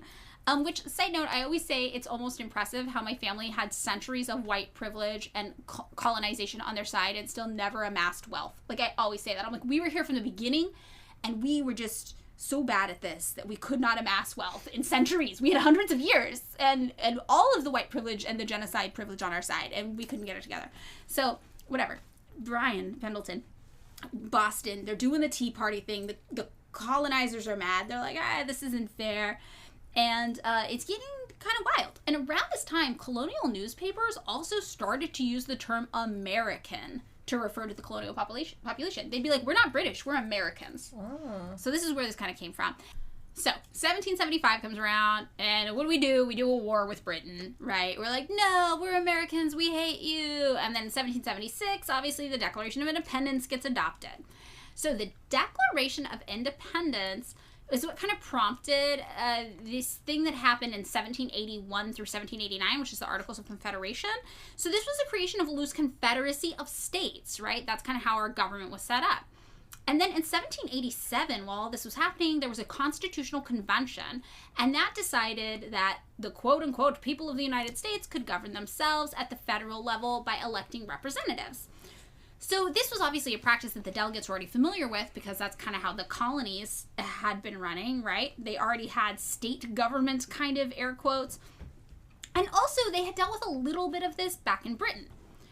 So there was this unified federal government that came about over the Constitution in 1789, and then they were tasked with this idea of organizing members of Congress, and the electorate required, this existence of political parties, kind of like we saw in Britain with, like, the Tories and the Whigs. They were like, well, to organize all the people and to know who's going to best represent them, we're going to create these political parties. The weird thing, though, is that up to this point, most people thought that political parties in general were really, like, evil, destructive things. Like, they were considered the bane of republics by political thinkers, and even lots of delegates to the Constitutional Convention. So even people in the Constitutional Convention were like, oh my god, no, we're gonna have to have political parties to, like, organize all these people by their interests and their beliefs. And eventually these political parties, which were considered, like, really evil from the jump, ended up providing nominees for local, state, and national offices, and ended up, being the big players in these elections that took place. So the U.S. was really big, like, geographically, right? So it required representative government at lower levels, too. Like, we needed territories, states, municipalities with corresponding kind of limited powers. So in lots of New England towns, for example, citizens assembled into meetings, like Athens style, to discuss and vote on just local matters that happened around their towns. So we kind of see this breakdown of, like, the local government, the state government, and the federal government really forming early. All of this, though, still did exclude huge segments of the adult population. Women, slaves, even freed black people, and, of course, Native Americans who were indigenous to the land to begin with. So these exclusions, today, we'd be like, well, that's not democratic at all. But at the time, people were like, yes, this is a democracy, this is progress. Even though today, I think most of us would assume that that's more like an oligarchy. So that leads us kind of to today, and, like, this idea that democracy has advanced. So how has it advanced? Well, we have different types of democracy we tend to think about today. Like, the first one is a representative democracy, and this is kind of like what we have in the USA. It's an indirect democracy, where citizens elect their representatives through what people would consider free and fair elections, which, you know me, I'm a cynic. I think it's debatable how free and fair our elections are here in the United States, but, that's kind of the general idea, and most people do categorize the United States as a flawed representative democracy, but still one. The second is something kind of you were talking about earlier, which is a direct democracy, where this is just like, you as a person vote directly on laws and policies. Today, 24 states allow citizens to directly vote on policy matters. The third would be a presidential democracy, and this would be where voters elect an executive branch leader, like a president, who operates separately from the legislative branch, and this is also can be used to describe the United States. Then there's a parliamentary democracy, where voters elect representatives who then form parliament, where they collectively determine policy based on majority agreements. This would be like the UK. And then there's, like, constitutional democracy, where individual rights, freedoms, and legal limitations of the government are outlined in a written constitution, and you can kind of vote on the rest. And that is what the United States has. But, I was kind of questioning it, right? I was like, is the United States actually a democracy today? And today, most people would describe the United States as a constitutional federal republic, which is something I feel like we talk about a lot. Yeah, because Republicans love saying we're a republic, not a democracy. Right. And what does that mean? Well, Constitutional, obviously, refers to the fact that the government of the United States is based on our Constitution, which is the supreme law of the United States. And this is the document that's supposed to do the things I talked about in the beginning, where it's like it's supposed to give you certain rights no matter what. But, you know, it doesn't expand very far because times change. So the Constitution is supposed to say that, like, everybody's created equal. But we see states voting over gay rights and trans rights today all the time. So, you know, it's got its limitations. The second part, federal, means that there's both a national government and governments of the 50 states as well, separately. Then the term republic, that's the form of government in which the people hold power through elected representatives who exercise that power. So, as opposed to, for example, direct democracy. Now, back in 1787, when members of the U.S. Constitutional Convention were meeting to try to figure out what the Constitution was, democracy and republic were kind of used interchangeably in the colonies. They didn't really differentiate. I think maybe because they couldn't imagine a direct democracy, like they couldn't imagine people just actually voting for what they want. But they were, at the time, really afraid of the destructive power of factions. So they didn't foresee that in a country where laws are enacted by representatives chosen by the people in these elections, political parties would, yes, inevitably become fundamentally important institutions because that's where the representatives would come from. So even though they were terrified of factions and they thought political parties were evil, they didn't realize that a representative government kind of necessitates political parties because you're not doing direct democracy. So rather than being like, you know, I Kenna have all of these opinions about Crocs and gray floors and I'm going to vote just how I want, you got to be like, well, I Kenna now have to find the person who also hates Crocs and gray floors and vote for them, and maybe they represent around 70% of the things I think, but I just have to go along with the other 30% because that's the closest I get. Mm-hmm. So that's kind of like the curse of the representative government and the idea of the political party. So there was this one essay called Federalist 10. It was one of 85 essays written by Madison, Hamilton, and John Jay, and it was part of this thing known collectively as the Federalist Papers. Madison said that a pure democracy would be a society consisting of a small number of citizens who assembled and administered the government in person, and a republic would be a government in which the scheme of representation takes place. So that's why all the Republicans say we have a republic. So according to Madison, the two great points of difference between a democracy and a republic would be the delegation of the government. In a republic, it would be to a small number of citizens elected by the rest. And also, the greater the number of citizens, the greater sphere of country over which the latter might be extended. So for Madison, democracy meant direct democracy, and republic meant, yes, representative government. And even amongst his contemporaries, his refusal to apply the term democracy to representative governments was kind of like rare and strange. People were like, no, that's just like, is a democracy though? And he's like, I think a democracy would actually be something different.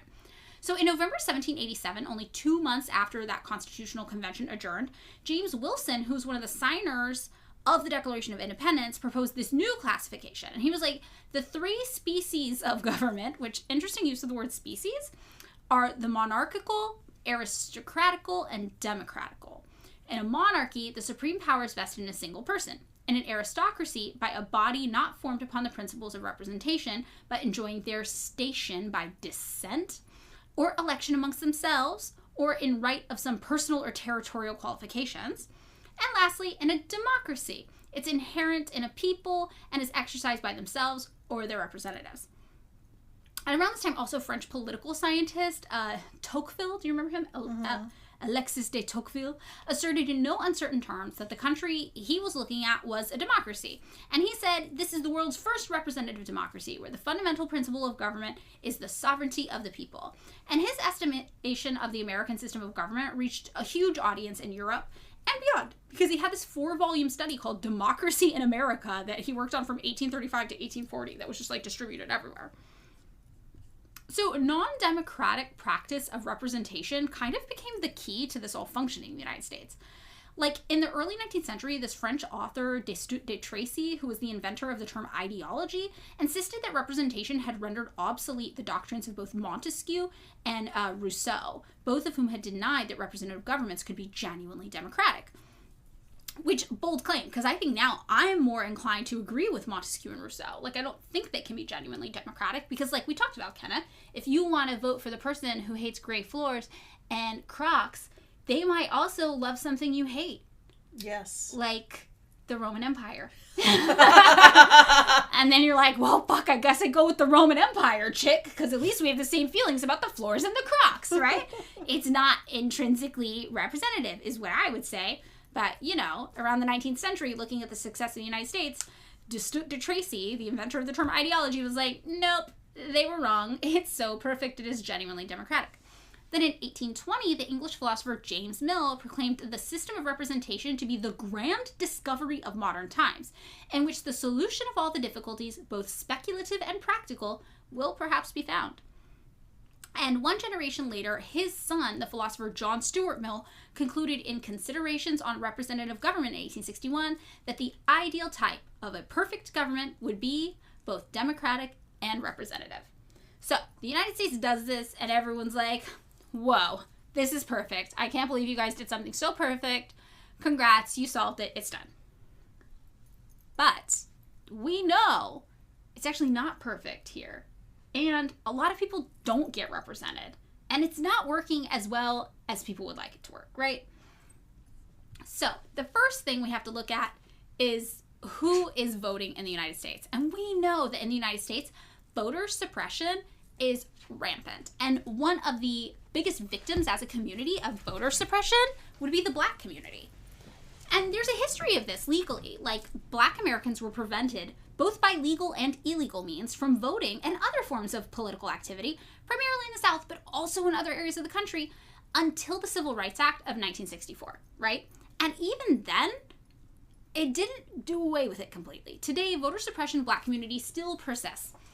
People of color in states with a history of voting discrimination, for example, as recently as 2016, still had fewer places to vote than in other locations. And a Leadership Conference Education Fund study found that states with a history of voting discrimination against the Black community, which until 2013 had to submit changes to their election laws to the federal government for approval before going into effect. Did you know about that? Mm-hmm. Yeah, right. Those states operated 868 fewer polling places on Election Day in 2016. So those are kind of those numbers we were looking at. Voters in North Carolina faced mass poll closures during the 2016 election. Like, in 40 counties with large Black communities, citizens had 158 fewer early polling places where they could cast their votes.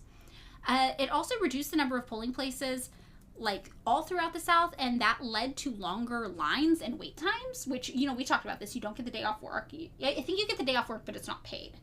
Or you get, like, a break to go vote, not the whole day. I think that's our law. I think it depends on where you are, actually. Yeah, so these people now had to wait twice as long as white voters, if they were Black, just to cast their vote if they wanted. During the first week of early voting in North Carolina, Black American voters had a participation rate that declined by 16% when compared with the previous presidential election because of these measures alone. And yeah, on average, like I mentioned, Black voters are required to wait in line for twice as long as white voters in the United States to cast their vote. A joint Center for Political and Economic Studies report estimated that long lines deterred at least 730,000 American voters from voting in November 2012. Wow. And it only got worse in 2016. There are also stricter voter ID laws, which disproportionately affect voters of color, and people know that. That's why they passed these laws. So in 2016, a federal judge ruled that policymakers in Texas intended to discriminate against African Americans and Hispanic voters when they enacted a voter ID law. Despite this action, many strict voter ID laws still remain, and these laws place a disproportionate burden, yes, on people of color. In Indiana, for example, one study found that white citizens were 11.5 percentage points more likely than Black citizens to have those accepted credentials, those accepted IDs required to vote. So right away, you know that this is something that they are doing intentionally to try to make it so the Black communities can't vote.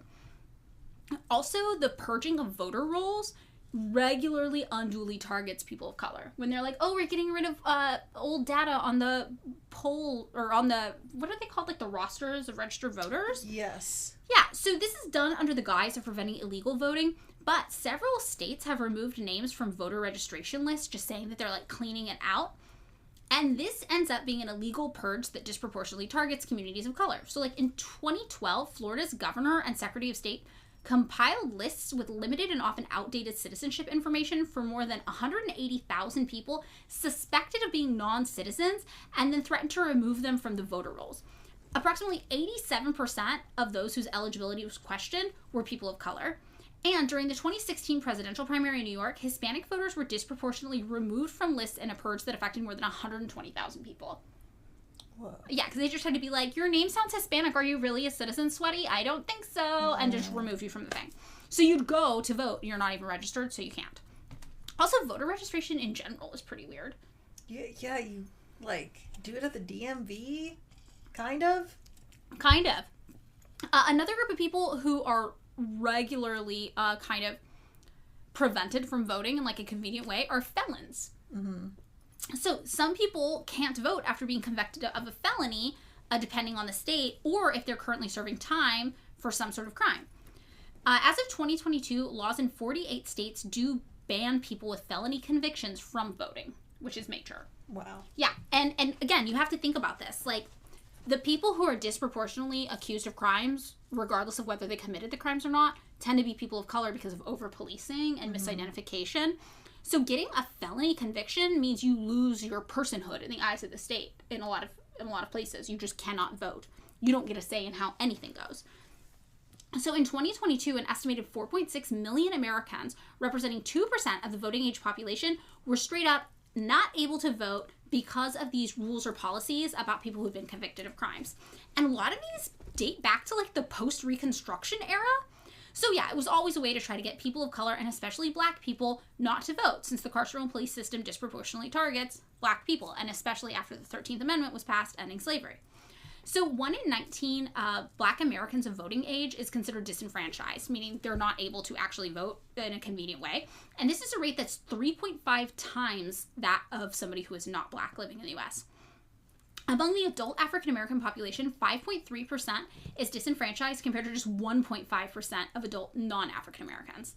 And more than 1 in 10 black adults is disenfranchised in 8 different states: Alabama, Arizona, Florida, Kentucky, Mississippi, South Dakota, Tennessee, and Virginia. So that's huge. That's more than 10% of the black population just does not have access to voting in a convenient and regular way. And in 3 states, Alabama, Mississippi, and Tennessee, more than 8% of the adult population, 1 out of every 13 adults in general, is disenfranchised. Wow. Yes, and if you're wondering what crimes could be felonies that could lead maybe to somebody being convicted of a felony and never able to vote again for the rest of their lives, it could be shoplifting, it could be selling weed, it could be forgery, and it could be something called disorderly conduct. And you know what? I have done all of those things before. You know what? Wait, isn't Trump about ready to get convicted of, like, a fucking felony? Like, can't you run for office with a felony? I don't know. That's actually a good point. Like, maybe you can run for office as a convicted felon, but you can't vote. Yeah, like, I'm pretty wild. sure that might be the case in, like, many places. Yeah. Wow. Because I'm just like, there are definitely people who have gone to jail and, like, been Congress people. Yeah, that's totally true. Another group who faces voter disenfranchisement is disabled people, right? Obviously, we remember that the early voting boxes, do you remember this was like a few years ago? People were filming or taking pictures of where they were, and they were all on these, like, really inaccessible concrete curbs. So, like, people who were in wheelchairs, for example, or had certain crutches, like, literally were not physically able to put their ballots in them. And then on top of that, I didn't realize this was a law, but this is so wild. Some people who have a mental disability, depending on what it is and where you live, might not be able to vote. Yeah, it varies from state to state and based on the condition. Wow. I know. And I did just look this up. You can run for office if you are a felon because, quote, the Constitution does not mention criminal records. A person indicted or convicted of a felony would not be barred from serving in the role. Wow. But you can't vote. Yeah. You can run for office, but you couldn't vote. Okay, so another group of people who are not able to vote in U.S. elections are colonized people. U.S. citizens that reside in U.S. territories cannot vote for a president in the general election, like Puerto Rico. Yeah, and, like, Samoa. Yeah. And the Virgin Islands, which I also forget about. Yeah, we have a lot of colonies still. And we don't call them colonies, we call them territories. Which is weird. But yeah, I'm like, whoa, there's at least 3. There's more than that. Yeah, right? There's a lot. Oh. Yeah. And there's also, this is like a kind of random one, but I really liked this one. Unhappy people are barred from voting in lots of roundabout ways. Okay. Yeah. This is a little playful, but still. data on a sample of around 1,300 U.S. citizens, kind of small sample size I know, but it did show a strong positive relationship between life satisfaction and voter turnout, meaning that happy people are more likely to vote. Or I guess it could mean that voting makes people happier, but I think that's probably not the case. To me, the thing, though, is, like, you're probably more likely to vote if, like, you're like, oh, I can take the day off of work if I have to drive. And if you can take the day off of work, you probably have a nicer job and you're probably happier and you probably make more money. Yeah. So to me, it's probably not causational. It's like corollary. Or Yeah. whatever. And also you probably have the time to research things. Yeah. Which and means like, you have proper resources I at also home. think that what happens too, if you're just like, I think that people who are really, like, a lot of people who are like, fuck, like, this, like, everything is fucked, like, actually have the, like, nihilistic where it's like, well, I can't do anything anyway, so why vote? Yes, totally. I think this could all be true. So what we do know is that very happy people, by their own definition, are around 9.3 percentage points more likely to be interested in politics than people who categorize themselves as not at all happy. Yeah, because I think, like, if you're unhappy, it's, like, usually regard to circumstances which are prescribed by society and therefore politics in general. Yeah. So if you're happy, the politics are kind of working for you anyway. Yes, exactly. Or even if they're not working, they're like, well, they're mostly working for me. Or it affords you the luxury of being invested in it. Or the luxury of facing things that are unpleasant, because if you're already living in an unpleasant situation, do you really want to deal with more unpleasant stuff? Yes, I think that totally makes sense.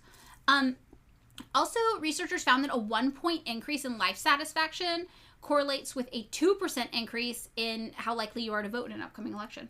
Interesting. Yeah, so sad people are not voting. We're too sad to vote. And that's affecting things because sad people are not represented then. People for whom the system is not working, who are not doing well in their lives and are not stoked to be here, they are not being represented. There should just be a spite party, but I think that's already the Republican Party. It might be, honestly. Yeah, so we have this quote from Ronald Inglehart, who's a professor at the Center for Political Studies at the University of Michigan. And this is a man who spent his whole career, studying the relationship between democracy and happiness. And he says, to assume that democracy automatically makes people happy is to assume that the tail is wagging the dog, right? Happy people are making democracy. Happy people are contributing to democracy is what he's saying. So yeah, well-intentioned nation builders and democracy exporters have it backwards. It's not that democracies make people happy, but that happy people are more likely to engage in democracy. So this is something he said. And research has shown also in the United States that people who are depressed are less likely to vote. And yeah, this is like what we were talking about. This all means that people for whom the system is not working well are less likely to have a say in how that system operates. And it's kind of a self-fulfilling thing, right? People who benefit from the system are more likely to vote to uphold that same system. Yeah, or like if even, or you're just like, oh, well, some things need to be changed, you know, not like the whole thing is built on shaky ground. Right, exactly. It's like so much has changed, it's so fucked. What is this one difference gonna make?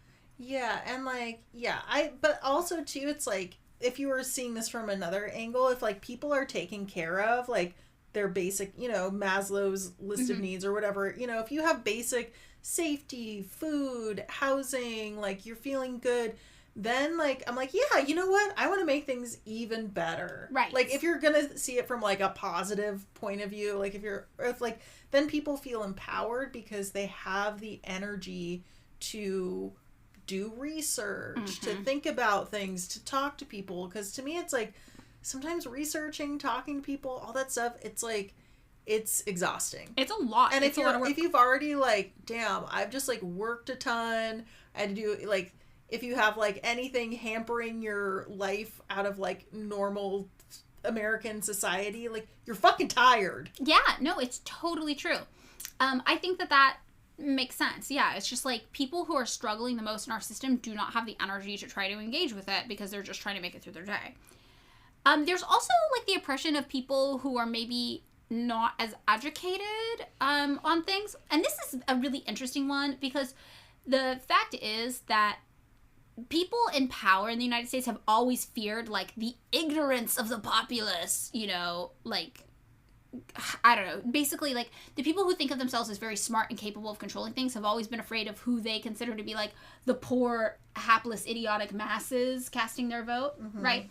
And I think this is why we have the Electoral College, right? Because we wanted a safety guard so that the popular vote didn't determine who's in charge of the United States. The stupids didn't make... Yeah, the lowly stupids were not making decisions. This is why I kind of have beef with that movie, Idiocracy. I have actually more than that, like, where it's just like, most people are fucking stupid. Yeah. And I'm just like, no, most people are smart. It's just like the conditions that we are like live in make it really hard to live up to our quote unquote full potential.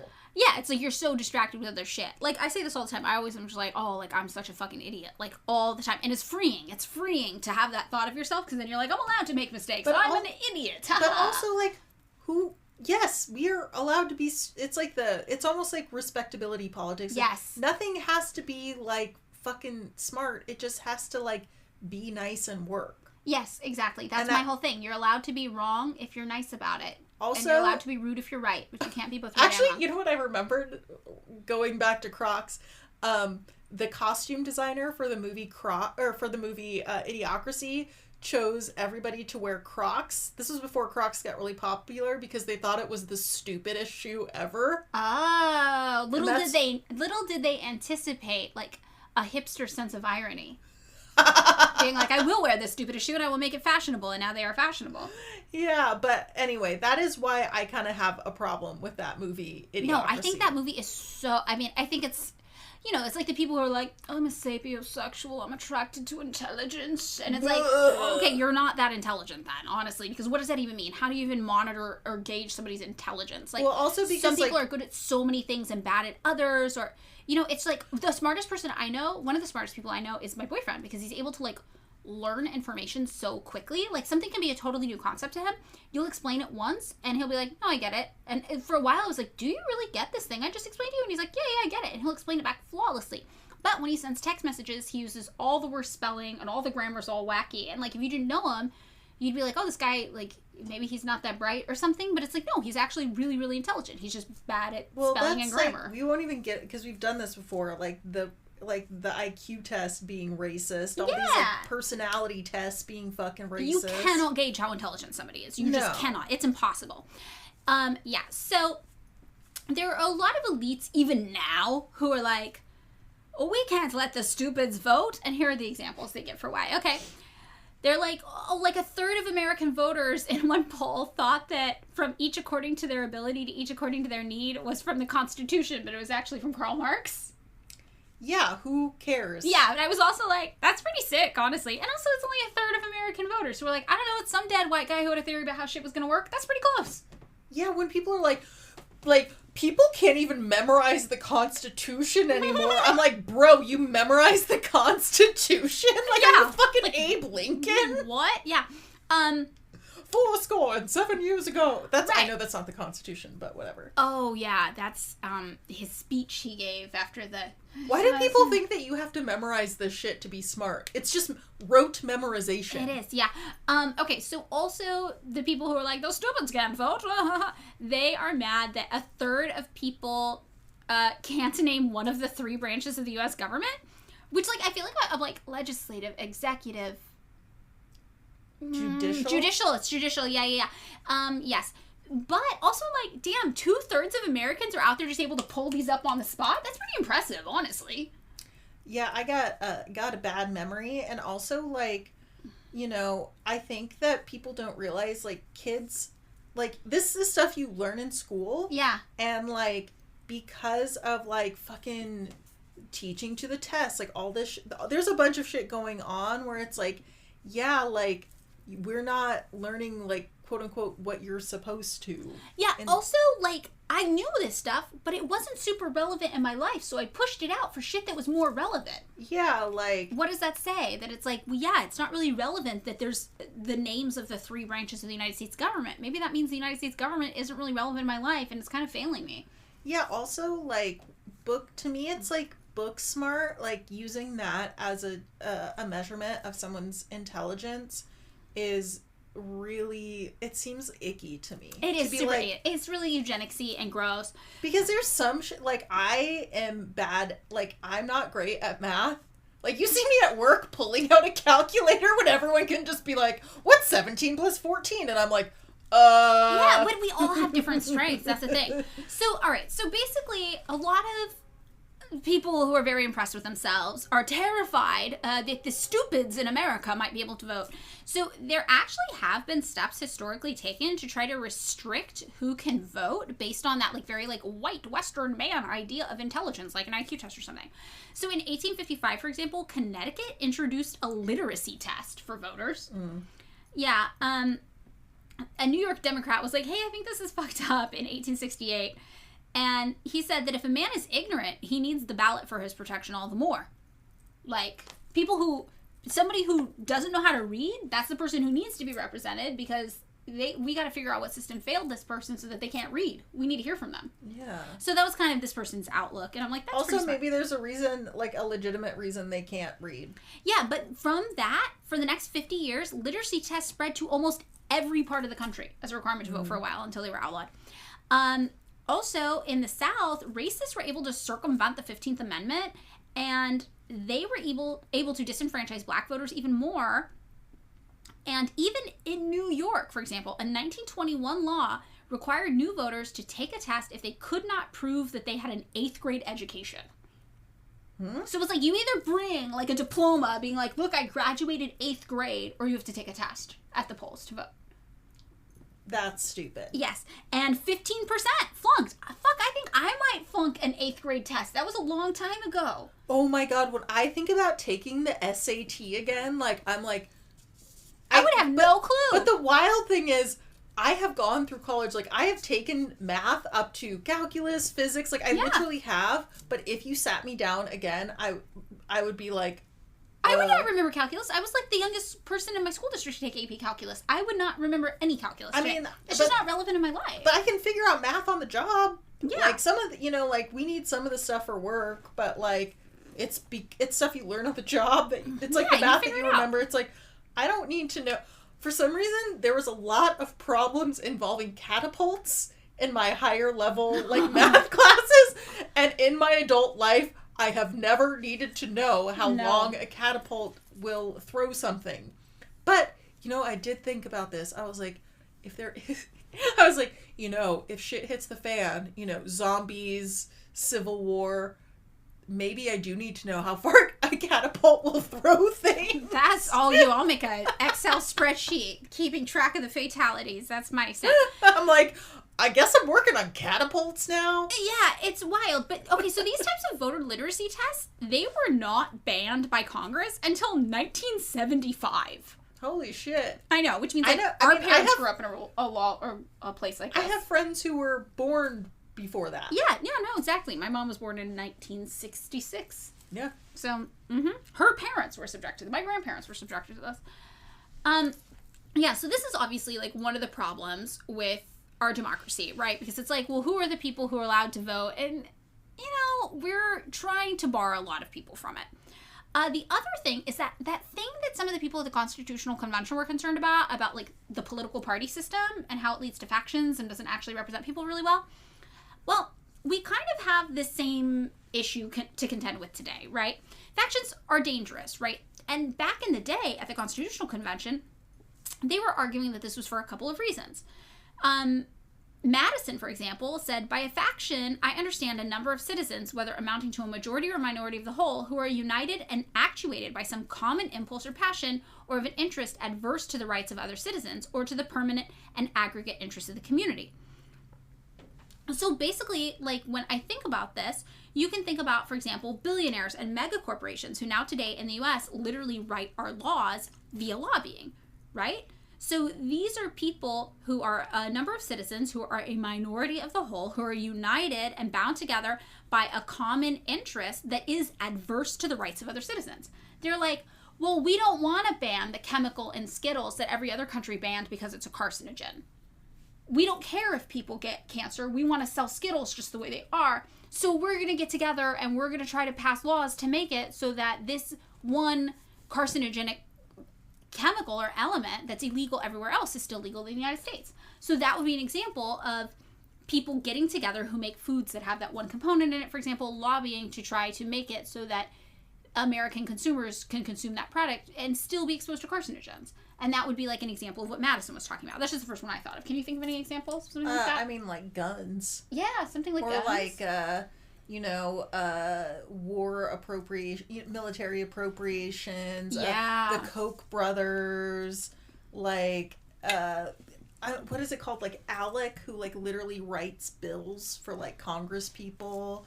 Like, and a lot of it, it has to do with everything for, estate taxes, stuff like that. Yeah, totally. This is like such a major thing we deal with in our kind of system today. So this is totally spot on about the issues with the political parties.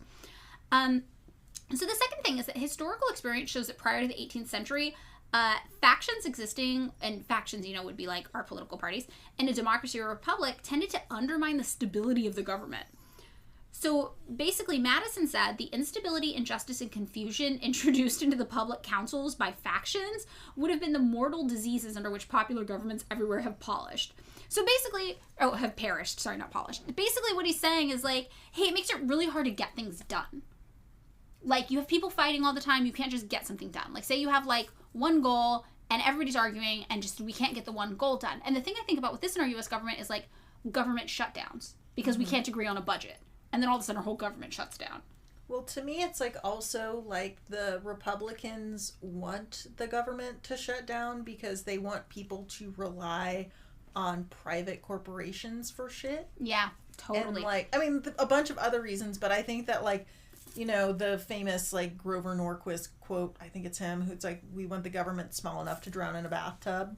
Yes. So I think like that's the point where it's like most people want their social security checks. They want the fucking roads to not have they want like, there's some shit they want the post office to like get their packages and shit. Right. Like, but like a very small amount of people who like, to me, kind of just want to play games like with government or like with people's lives because it just like, to me, it's like fucking, sorry, I've been playing Baldur's Gates. It's like Dungeons and Dragons.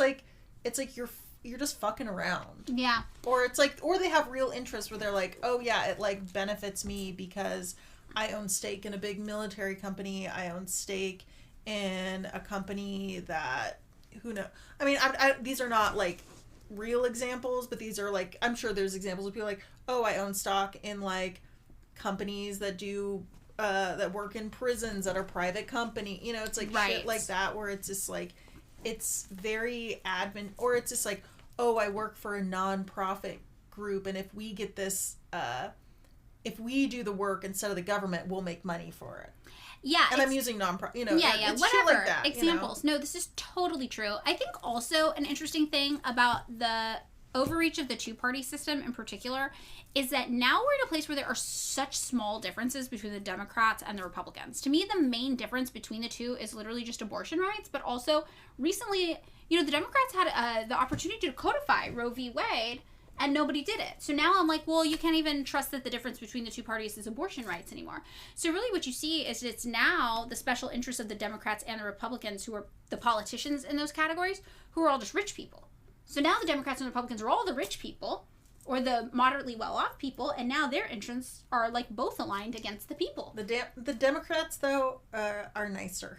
Yeah, they're nicer about telling you they can't do anything and fuck off.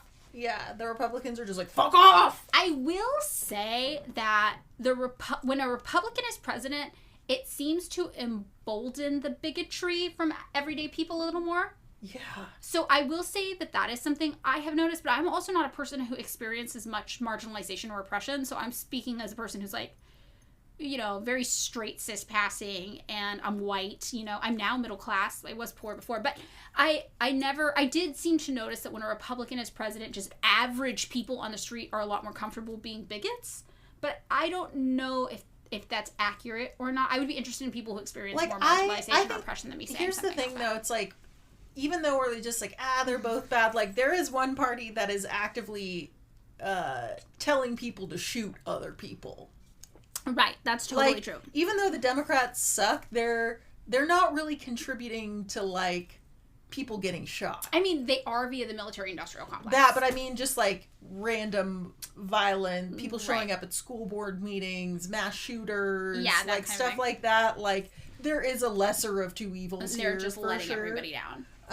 But, yeah, it's like, sometimes I feel like I get in this, too, where it's like, well, they suck, but they're not, like, as actively dangerous. Well, like, there is a difference. The thing I think about is just how other countries are like, yeah, your Democratic Party would be like our centrists. Yeah. Or like our center-right even for some countries, and your Republicans would be like our far-right. Mm-hmm. I'm like, okay, so they're both right. They're definitely right of me, but yeah, there is a gradient there of some kind. But yeah, when you think about like corporations, right? Corporations support both parties. Like Comcast, Walmart, Hewlett-Packard, AT&T, Coca-Cola, Aflac, Verizon. The majority of these corporations donate about the same amount of money to both sides, to the Democrats and Republicans, with 5 corporations giving exactly 50%, which would be Novartis Corp, Kohlberg & Co., KKR & Co., Jacobs Entertainment, and Intuit. Oh, yeah. QuickBooks. Mint. I love Mint. Mint helps me stay on my budget. But yeah, so you see, it's like, it almost has become like the two-party system versus us. You know, in a lot of ways. And the corporations are backing the politicians, the political parties, not us. So another kind of thing that's come about in response to the idea of like a democracy and the problems that can arise from democracy would be this idea of tyranny of the majority. Have you heard of this? Mm-hmm. Yeah, so the fear of a majority tyranny used to be a common theme in the 17th century and a little later amongst those even who were sympathetic to democracy. Given the opportunity, though, people said, a majority would just, like, trample on the fundamental rights of minorities. And we do see this happening today. Back in the day, though, the people who were like, oh, no, the tyranny of the majority, they weren't thinking about, like, marginalized or oppressed people. They were worried about the rights of minorities, like property owners. They were like, oh, no, the landless masses will trample on us, the poor minority of landed gentry. Well, yeah, I think a lot of, like, Republicans say, like, the tyranny of the majority. Yeah. And they're talking about, like... the poor people trying to overthrow the wealthy. They're talking about, like, basically anyone who's not white Christians. Yes. Are, like... But I'm just like, but that is the majority. You are the majority. Yeah. No, I think also they talk about, like, the tyranny of the majority to like stomp on their individual rights, and I think it still does have to do a lot with like wealth acquisition and or like taxes. You know, they're like all these people want to control my taxes because I'm rich. I'm an oppressed minority for being so rich. It reminds me of when dudes go use therapy speak, like Jonah Hill in the text, where it's just like, oh, buddy, you just co-opted therapy speak to do an ick. Yeah. But yeah, so even like Madison, other delegates at the Constitutional Convention, they were super influenced by this idea when they wrote the Constitution. They were really trying to make it so that the poor huddled masses couldn't rise up and trample on the rights of the wealthy property owners.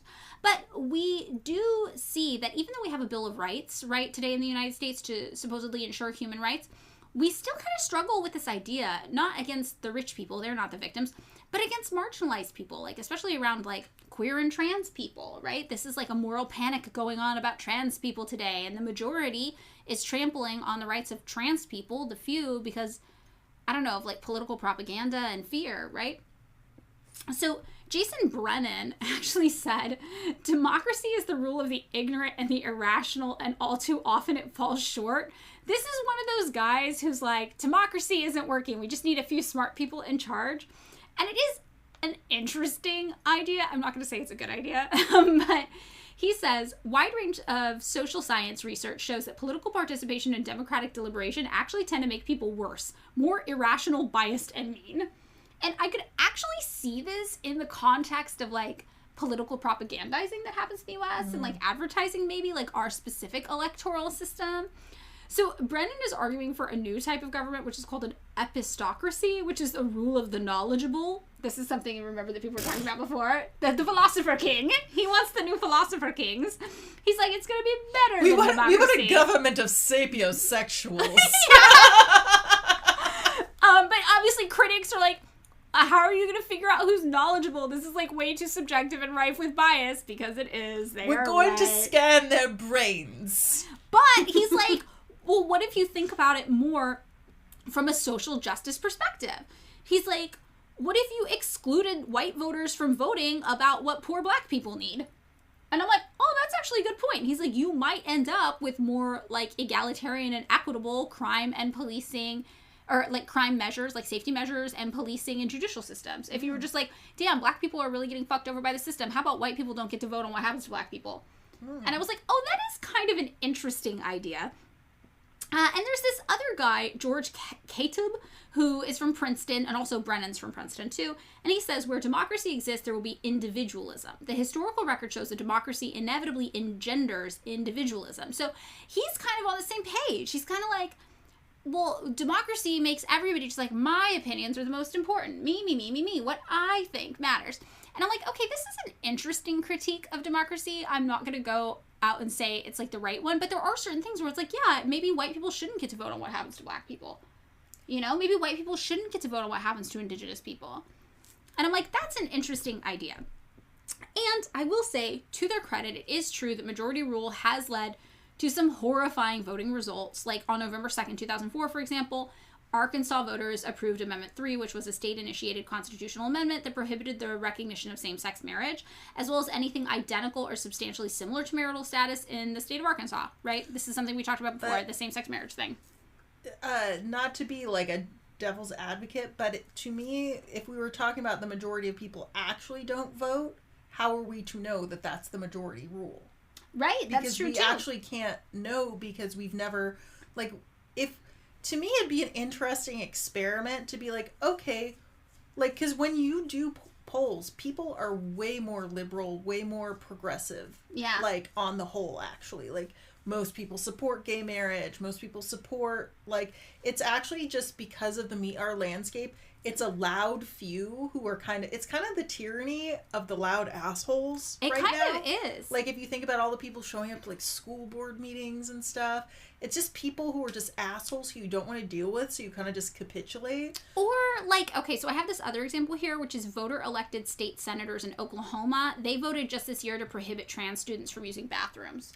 Yeah, which is fucked. And again, I'm just like, well, I wonder if you actually had the majority of Oklahomans vote. Yeah. If that would actually be the case. Or if you, like, to me, the thing is, like, information. Like, people make bad decisions or calls when they're ignorant, they're not sure what's going on, they've been fed propaganda, they've been fear-mongered too, you know?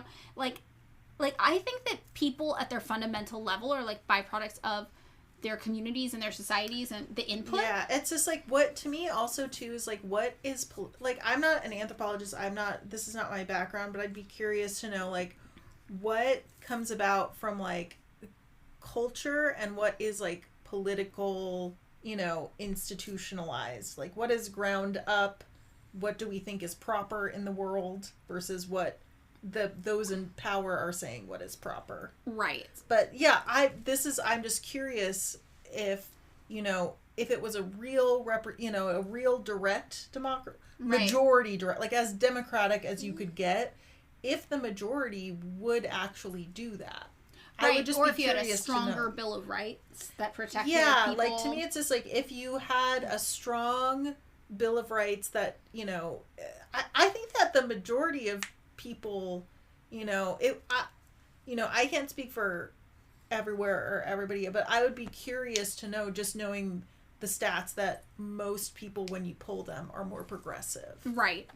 Well, okay, so another issue that comes up when talking about democracy is kind of the corruption of democracy by corporations and the wealthy, which we've touched on a few times. So by the late 19th century, average Americans felt excluded from a representative system because they were like, this is a plutocracy. This isn't a democracy.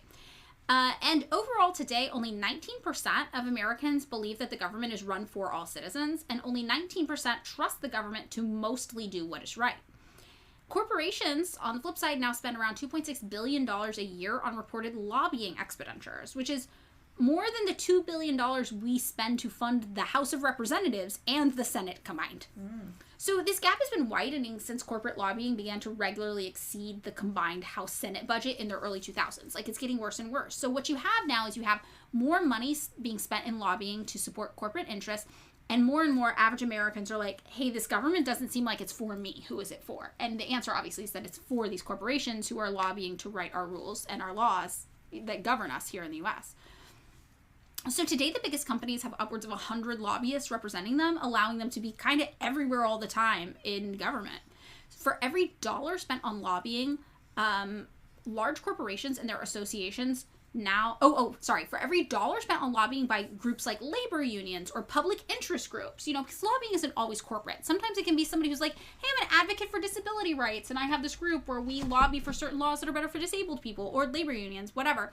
For every dollar spent by people like them, $34 is spent by large corporations to support their lobbying endeavors. To me, like, I think about, like, people like the Koch brothers, or just, like, weird billionaire magnates who donate a lot. I'm like, or just, like rich weirdos who are just like, I have this weird thought that there are too many people. Yeah. Oh my God. Underpopulation, like, overpopulation people. Yeah. And like they just have $1 billion, so they can just like, okay, like they can do whatever, they just like throw money at politicians for their weird ass ideas. So of the 100 organizations that spend the most on lobbying, 95 consistently represent business interests. And The Atlantic reported that there is no normal level of business lobbying in American democracy. And they said, rather than trying to keep government out of business, companies are now increasingly bringing government in as a partner, looking to see what the country can do for them. And this is something people are noticing. Like, we talked about this on our episode on lobbying, but corporations are literally writing laws in the U.S.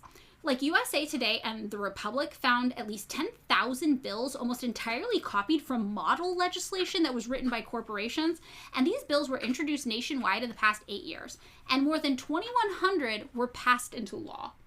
Yeah. Just straight up written. So we have over 2,100 bills that were literally written by corporations, passed into law in the past 8 years. Also, model bills passed into law have made it harder for consumers to like sue corporations, for example, because they've called for taxes on sugar-laden drinks. They've also limited access to abortion and restricted the rights of protesters. Like, they've done all of these different things that have made it so that consumers aren't able to like not take accountability. The corporations don't have to take accountability for when they fuck up on things, They've been involved in, like, tax legislation. It's just, like, the types of laws that are being written are, like, really, really varied. The wild thing to me is that corporations have managed to limit access to abortions and restrict the right of protesters. Weird. I know, that's so wild to me. Model laws are also drafted with these, like, deceptive titles and descriptions to disguise their true intent. Like we were talking about with, like, laws that are passed or, like, bills that are written where you're like, I don't really know how to vote on this because the wording is so difficult. Like, the Asbestos Transparency Act didn't help people who are exposed to asbestos. It was written by corporations who wanted to make it harder for victims to recoup money. That thing where it's, like, harder for you to sue. The HOPE Act, introduced in 9 states, was written by a conservative advocacy group to make it more difficult for people to get food stamps. And it was called the HOPE Act. Special interests also will work to create this, like, illusion of expert endorsements, or, like, an illusion of public consensus, or an illusion of grassroots support, which is sometimes called astroturfing, where it's, like, fake grassroots. And one man testified as an expert in 13 states to support a bill that makes it more difficult to sue people for asbestos exposure. In several states, lawmakers were not told that he was a member of the organization that wrote the model legislation on behalf of the asbestos industry, the American Legislative Exchange Council. And these industry groups have huge amounts of success, like pushing these laws that just benefit them.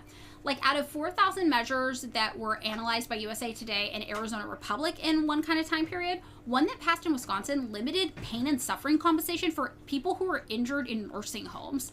It also restricted payouts to lost wages, and the elderly residents don't kind of have any access to voting on this or, any rights in how this goes. Like, you can't vote for that. How do you vote for that? There's no way to vote when it comes to these things that are being lobbied for. In Michigan, Republican State Senator Joe Haveman said he worked with a lobbyist from a Lansing law firm to draft his state's version of a law that was supposed to shield Crown Cork and Seal from asbestos liability that stemmed from a corporate merger in the 1960s. The law firm who did this, Clark Hill, donated $1,800 to his campaign since 2012, according to state records. And they worked with him. They, basically bought his support in drafting this law that would make it harder for their clients to get sued. Lisa Graves, who's a co-director of Documented, says, this work proves what many people have suspected, which is just how much of the democratic process has been outsourced to special interests. It's both astonishing and disappointing to see how widespread it is. Good Lord, it's an amazing thing to see. And the Center for Public Integrity says bills promise to protect the public. They actually bolster the corporate bottom line. And the states most guilty of this are Mississippi, Oklahoma, Arizona, and Illinois. These are the people who are most likely to have bills passed that are straight up just written by companies. And there's somebody I follow on Twitter, Revolutionary Blackout Network, and they said it best. They said, for those who think the United States is a democracy, quick question, how do we vote Goldman Sachs out of government? Totally true. So the other thing that we talked about a little was gerrymandering, right? Because this affects our ability to have, like you were saying, like how you're like most people, they don't want the type of government we have today. Like the government actually doesn't represent how most people think. And that could be one, because we have a representative government, but two, because of how the districts that these people represent are drawn up, right? And when people creatively carve up districts to try to get certain laws passed, that's called gerrymandering.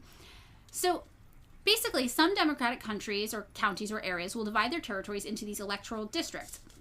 And each of them will be entitled to a certain number of seats in the legislature, and that seat's going to be won, obviously, by the candidate who gets the most votes.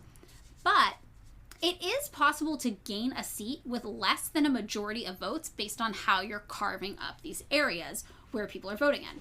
And as a result, a party that receives only a minority of votes in an entire country could win the majority of seats in whatever legislature. And on top of that, there's also the issue with the Senate, wherein every state gets 2 senators regardless of its size, right? So a state like California with almost 40 million people, here your vote is worth 1/68th of what someone in Wyoming's is when it comes to the Senate. Yeah. Yeah, and that's because Wyoming has just around 500,000 people in it.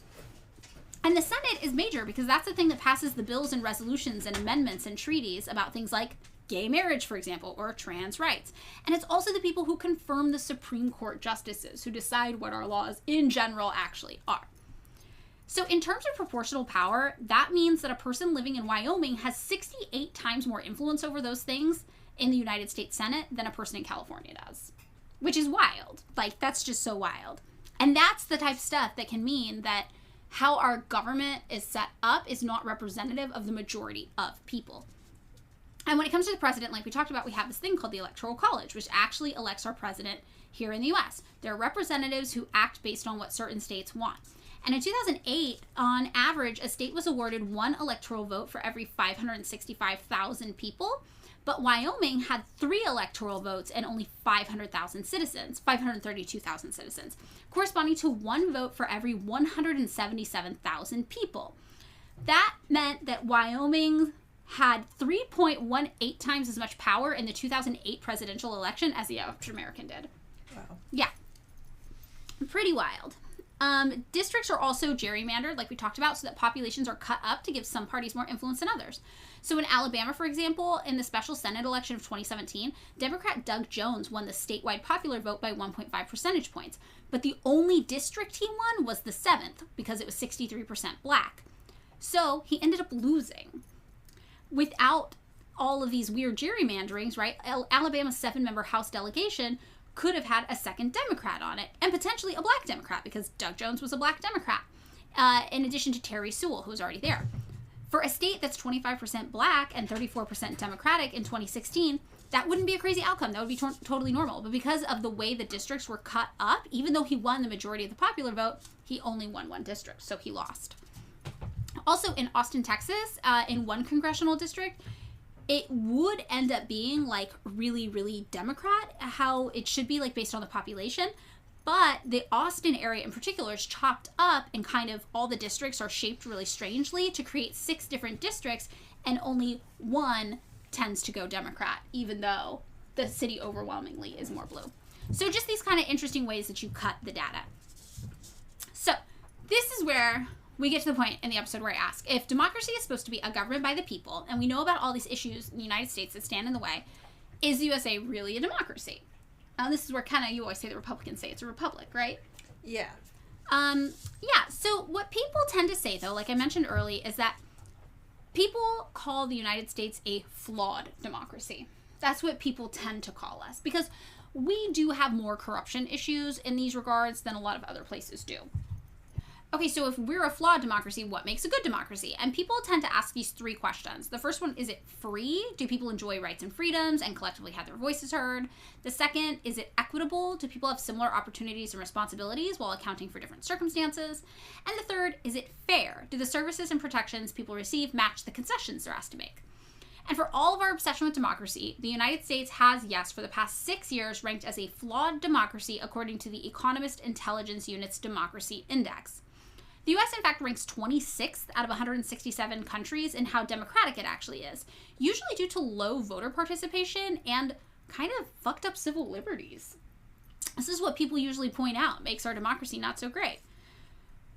So when asking, is it free, the answer is no. We know disabled people, felons, gay people, people of color don't enjoy the same freedoms, and many are not able to vote or have their voices heard in the same way. Is it equitable? No. We know that when you're born in a certain place, for example, it will have a significant impact on your opportunities in the United States and how much weight your vote carries. Being born in Wyoming, for example, gives you more say in how our government is run than being born in California. And is it fair? No. We see that we're expected to, for example, not pass laws raising minimum wage because owners of companies we work at have been paying senators to pass laws on their behalf and make sure that nothing happens that will cut into their profits, which they keep for themselves, right? So we know all of these things aren't true. And one piece, a study from 2014, found that the U.S. was more like an oligarchy functionally than a democracy. And this was a study done by Princeton University professors Martin Gillens and Northwestern University professor Benjamin I. Page. So basically what this study found is that the wealthy few move policy and the average American has little power. And these 2 professors came to this conclusion after reviewing answers to nearly 1,800 survey question kind of set list that was asked between 1981 and 2002 on public policy issues. They broke down the responses by income levels of the people responding and then determined how often certain income levels came about and organized interest groups, how often those people saw their policy preferences enacted.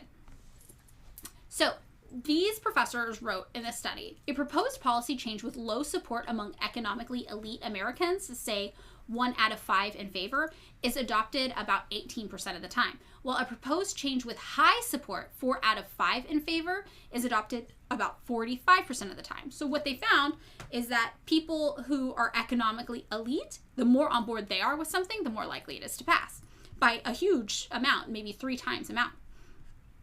They also found that if a majority of citizens disagree with economic elites or with organized interests, they will still lose. So this is what the study found. And they said, moreover, because of the strong status quo bias built into the U.S. political system, even when fairly large majorities of Americans favor policy change, they generally do not get it. And the thing I think about all the time with this is universal health care when Obama was elected. Yeah. Everybody wanted it. We had a Democrat-controlled House, Democrat-controlled Senate. Obama was president, and he campaigned on it, and we still did not get universal health care. So they end up concluding from this, Americans do enjoy many features central to democratic governance, such as regular elections, freedom of speech and association, and a widespread, if still contested, franchise. But we believe that if policymaking is dominated by powerful business organizations and a small number of affluent Americans, then America's claims to being a democratic society are seriously threatened. And Eric Zeus, who wrote in Counterpunch, said, American democracy is a sham, no matter how much it's pumped by the oligarchs who run the country and who control the nation's news media. The U.S., in other words, is basically similar to Russia or other more dubious electoral democratic countries. We weren't formerly, but we clearly are now. And I just want to say, I don't know how Russia's democratic systems work, so that's just what this person said, and I tend not to make claims like that about countries unless I know what's going on. I don't know what's going on there. But yeah. Also, Robin Panakia from Death and Taxes magazine says, perhaps we ought to suck it up, admit we have a classless society, and do like England, where we have a House of Lords and a House of Commoners, instead of pretending as though we all have some sort of equal opportunity here. I mean, that's what, basically, Peter Thiel wants. Who's Peter Thiel? Which one's he? He founded PayPal. Oh. He's, the guy, he basically kind of wants, an American monarchy. Whoa. Yeah. With him in charge. I don't know to me, a lot of the right's actual policy is it's not a real policy. It's very convoluted where you're we want freedom and a king. And you're what? But yeah. And Elon Musk to be daddy who tell it what to do. But don't tell us what to do. but tell us, Daddy. And you're Yeah. like, what? But I think that's kind of on purpose. I think the confusion is a feature, not a bug. Yeah, I could see that because you can read into it whatever you want. Because it basically just gives you permission to kind of just do whatever the fuck is best for you, you know? Yeah, okay, well, there's a tweet actually that ties into what you're saying. It is by @brutal_regime on the website formerly known as Twitter. They tell you you're in a democracy, so they can at least partially blame you when things go wrong. Yeah, that's the thing where they're like, you know, when they have on the street, they're like, quick, name the first 3 presidents. And it's just like, oh, you don't know them? Like, yeah, you're fucking stupid. How can you even make the decisions? It's like, okay, you blame people. Like, it's just like this whole thing. Now it's, you know, the Puritans, everything, it's their own fucking fault. Like, if something bad happens to you, it's your fucking fault because God didn't like you in the first fucking place. Yeah, exactly. It's all God. I like that the Puritans are your new Roman Empire. I think that's fun. It's fun to have an enemy. Yeah, it pisses me off. Because I feel like I do see this, like, just in the undercurrents of our society where if something bad happens, it's your fault. Even if it's something like, like hit by lightning, tragic. Yeah. They're like, well, what were you doing? What, you know, you got hit by lightning? Were you outside? Yeah, no, it's totally true. It's true. I think God doesn't like you because you just got hit by lightning. Yeah. Or like on the other hand, like people like, you know, the family, like the Christian organizing group, they're like, you know, sex outside of marriage is bad, but blah blah blah. But the people in charge, you know, if they did that, God allows them to have mistresses because, you know, they've been put in charge. Right. You know, stuff like it kind of gives you permission for bad behavior. Yeah. You know what I mean? No, that's interesting. Not bad, but you know. No, it gives you and it permission is for puritanical thinking. Yeah, it's like God's chosen people.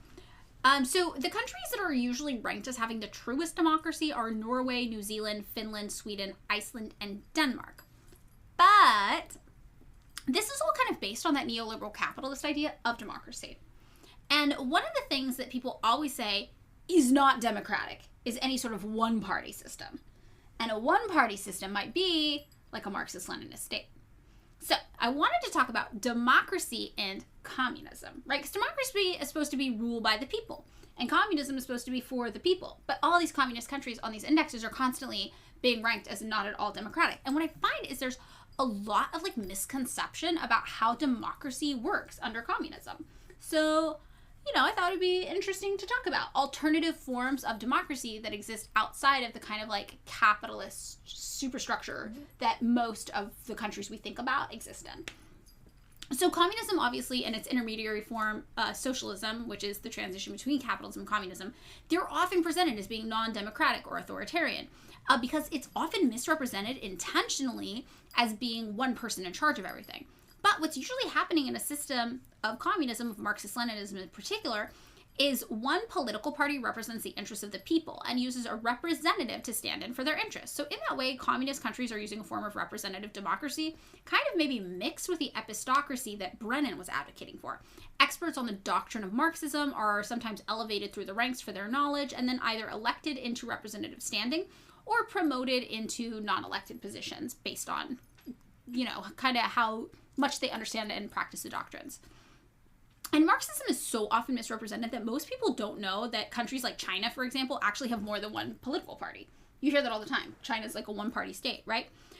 They have a lot of political parties. They just all happen to be Marxist political parties, but they have varying ideas of how to implement Marxism within them. Just like here in the US, our main political parties, both of them are capitalist political parties, right? They're political parties that exist within the structure of socio-political, economic, whatever that the country is doing. So it makes sense that, yeah, in a Marxist-Leninist country, all the political parties that are most prominent would be Marxist-Leninist. Is there even an official, like, American Communist Party? There's a few. There's the CPUSA, the Communist Party of the United States, and there's also the PSL, which is the Party for Socialism and Liberation. Those are both Marxist parties, but they're really, really small. They don't. I was just like, do they even hold any offices? I don't think that they currently hold offices, but they do community organizing. And then there is the DSA, which is the Democratic Socialists of America, but that's like a non-Marxist usually. That's a not revolutionary kind of political party. That would be like the AOC, the Bernie Sanders. But Bernie Sanders and AOC both ran in the Democratic Party. So these parties are more just like... I was just curious because I'm like, I never thought about it. Because to me, it'd just be like, it seems too weird for Americans. Yeah, no, we did have the CPUSA. In my mind, it'd be just like, like weird. Like it's weird. Yeah, I mean, full disclosure, am a member of the CPUSA, but I am thinking of changing to the Party for Socialism and Liberation, specifically because of CPUSA's stance on Israel and Palestine. Gotcha. More just so as like from American society being born in America in like the 80s. Yeah. Being like, oh, that's just, I never thought about it because it's just like, mainstream society, it's Coke and Pepsi. Right. It's Democrats and Republicans. But you only got Coke and Pepsi. There's no Mountain Dews. Yeah, right. And we do have the Mountain Dews, but it's just never taken seriously, and these third-party political systems aren't even intended to have politicians from them. Remember, we learned this in civics, like, the goal of the third party is just to introduce new ideas, not to actually get elected. Mm-hmm. So that's kind of weird. So it's kind of like they don't exist at all. But we don't call it a one-party system here, even though the only political parties really seating people are all capitalist ones. But we do call China, for example, a one-party system, even though it's not that different. It's just like most of the political parties represent this one structure that we exist under. So even if you assume communism doesn't allow for democracy as we think of it, which is a myth, I often find myself wondering, is a two-party system wherein the two parties are virtually indistinguishable from each other and neither actually seems to care about the interests of the average person, and they just pass laws that benefit major corporations so that they can make money via kickbacks and jobs in the future, is that actually better than a one-party system, air quotes, that aims to make sure all citizens are fed, sheltered, medically cared for, educated, and happy? And this is a question I ask myself all the time. And when you ask this question, it makes you consider what the practice, definition, and goal of democracy truly are, and why so many people in the West think that democracy and capitalism are synonymous. So in The Socialist Worker, Alan Moss explains, historically socialists have fought not for the restriction of democracy, but for the widest possible expansion of it. And Moss explains, for Karl Marx and Friedrich Engels, socialism and democracy were bound together from the very first struggles they were part of in the middle of the 19th century. And Marx says that no matter what you call your system of government, if the rich owning class controls it, it will never be a democracy, because it will never be for the people. It will instead be, famously, yes, a dictatorship of the bourgeoisie, speaking to the very same systems in place here in the United States, for example, where corporations write our laws and lobby our politicians and pay campaign contributions as bribes to keep them elected and saving their political and financial agendas. Marx says this is because the state, including its elected component, is not neutral. Under a capitalist system, it's on the side of the capitalists, which is why the Communist Manifesto says the executive of the modern state is but a committee for managing the common affairs of the whole bourgeoisie. So he goes on to explain that the state under capitalism is concerned with political democracy, maybe, but not economic democracy. And Moss says under the classic models of representative democracy, even the most liberal governments have no formal power over private capital, which remains a collection of petty tyrannies, which echoes the issues that we were talking about with American democracy. So Marxists would maintain that democracy under capitalism isn't so democratic at all, and instead say that the first step in the revolution by the working class is to raise the proletariat to the position of ruling class to win the battle for democracy. And this is why Marx once literally said democracy is the road to socialism. And Marx believed that universal suffrage, voting rights for everyone, not just like 2 to 17% of the population or whatever was going on at the time, was an essential prerequisite for socialism to exist. And Bruno Leopold expands on this by saying, not only is democracy an essential precondition for building socialism, our motivation to democratize the political system springs from the same source as our desire to democratize the economy, that people should have control over the structures and forces that shape their lives. And Marx always believed that representative government was an enormous advance over the absolutist regimes that it replaced, but he always disputed its equation with democracy. He instead said that the institutional changes outlined above would generate a political system with really democratic institutions. And the outlined above, obviously, is what we were talking about, where you prioritize having economic democracy in addition to political democracy, right? So he said these institutional changes are the things that actually make things democratic. Because remember that article where they were talking about how if you're rich, you're more likely to get laws you like passed? Mm-hmm. Right. So it's like if you make everybody economically on the same playing field, there's no advantage, right? So then you actually start to see new true democracy emerge because everybody's equal in the eyes of the state and the power. And we actually can find examples of democracy in Marxist-Leninist countries that have existed or still exist today. So the first one that I think is really interesting is the USSR. Like, in the heyday of the USSR, which obviously collapsed in 1991, most Americans would have thought of Stalin as a dictator, Which, regardless of your feelings about Stalin, we're not going to talk about how good or bad Stalin was right now. Stalin widely is not considered a dictator. Like, even the United States CIA, which is an agency tasked with convincing Americans that socialism and communism are great evils unleashed on the world, even the CIA acknowledged Stalin was not a dictator in private documents that the USSR structure was being discussed in. And what they said is that the USSR was actually collectively run and very democratic. And this is one of the most interesting things you can find on the CIA's website to me. So this one internal document from the 1950s, the CIA wrote, even in Stalin's time, there is collective leadership. The Western idea of a dictator within the communist setup is exaggerated. Misunderstandings on that subject are caused by a lack of comprehension of the real nature and organization of the communist power structure. Stalin, although holding wide power, was merely the captain of a team, and it seems obvious that Khrushchev will be the new captain. However, it does not appear that any of the present leaders will rise to the stature of Lenin and Stalin, so it will be safer to assume the developments in Moscow will be along the lines of what is called collective leadership, unless Western policies force the Soviets to streamline their power organization. The present situation is the most favorable from the point of view of upsetting the communist dictatorship since the death of Stalin. So when they say the communist dictatorship, they don't actually mean like Stalin was a dictator. What they're clearly saying here is that there's actually collective leadership going on here, and they think of it more as like an ideological dictatorship, right? Because it's communist. And on top of that, people's satisfaction with their government, the idea that the government was actually working for them, suggests that for the most of the people in Russia at the time, the Marxism of the USSR felt more like it was for them than a Western so-called democracy would. Like, in the 1980s, happiness and the Western capitalist neoliberal idea of democracy were closely linked. There was this correlation of 0.8, almost 1-to-1, right? And this kind of cemented the idea that democracy in the Western capitalist sense equaled happiness. This kind of idea was cemented from this in the minds of lots of political scientists and policymakers. But after the fall of the USSR, like a decade later, a flood of new democracies rose from the ashes of the Soviet Union and the satellite states around it in Eastern Europe. But these nations, since switching to democracy under like the capitalist notion of it, they did not enjoy that same 0.8 happiness correlation we saw before. In more than 200 surveys carried out by the World Value Survey, 28 of the 30 least happy nations in the world were registered as former communist states. Like today in places like Moldova, people were less happy than they were during Soviet times, which is pretty interesting. And also something vaguely related is that when the USSR collapsed, we saw the biggest loss in life expectancy ever in recorded history for countries that had been part of the USSR before. Whoa. Yeah. Very interesting. So today the correlation between happiness and democracy is not what it was in the 80s. It is 0.25, when before it was 0.8. It's like almost a 1-to-1 ratio. Now we have like a 25% correlation. And in Russia, both subjective well-being, like happiness and trust, have fallen sharply since the people began voting in what the West considers relatively free elections, But by 1995, a majority of Russians describe themselves as both unhappy and dissatisfied with their lives as a whole. And this is the same thing we saw happen in Moldova and lots of other former Soviet republics. And by 2020, 75% of Russians were saying that the USSR was actually the greatest time in Russian history.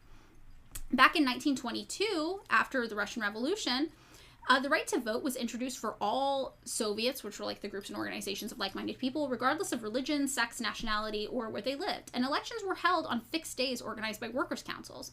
And in 1936, it was clarified that voting would be secret and discreet, and candidates were nominated according to electoral areas that included Communist Party organizations, but also trade unions, cooperatives, youth organizations, and cultural societies. And at the time that the USSR was operating, there were 12 different political parties that were identifying themselves as communist or Marxist-Leninists in some way. There were also a handful of other parties that didn't identify themselves as being communist or Marxist-Leninist.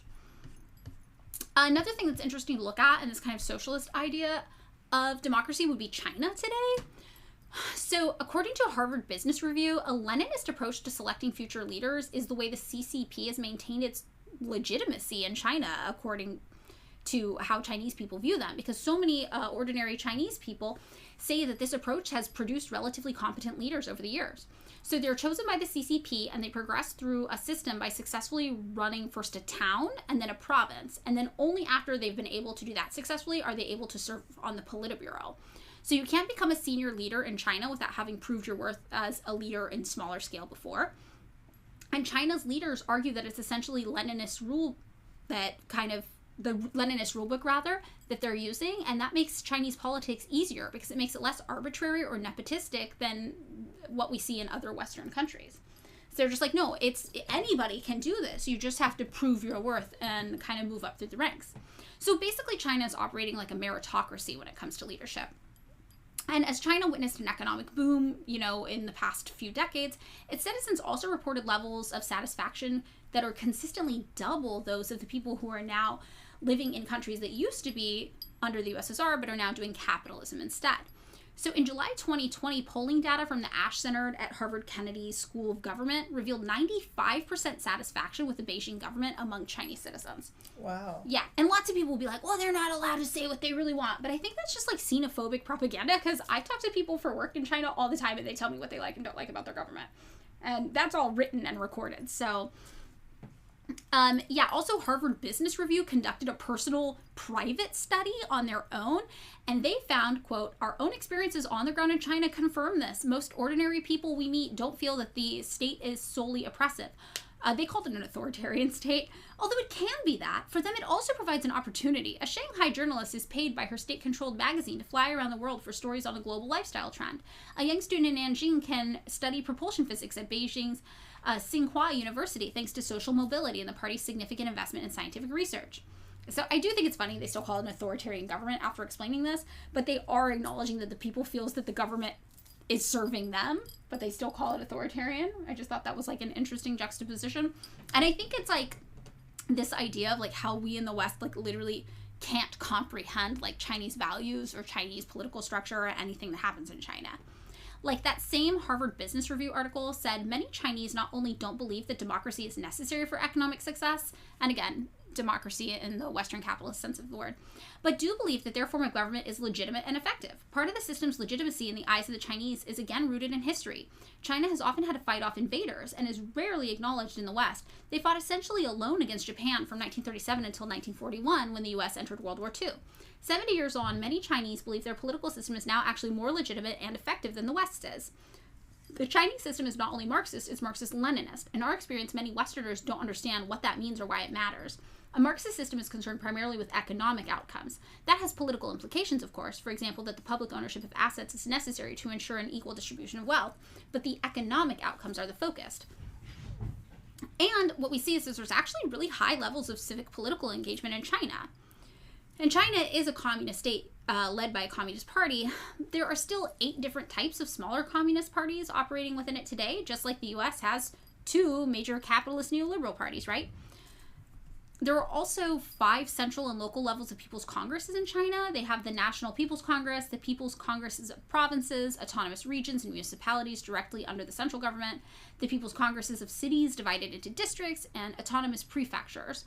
The People's Congress of cities not divided into districts, municipal districts, counties, and autonomous counties, and the People's Congresses of townships, ethnic minority townships, and towns. And all of these are constituted through democratic elections. And all citizens of the People's Republic of China who've reached the age of 18 have the right to vote and stand for election. Regardless of anything, there's no other qualifiers.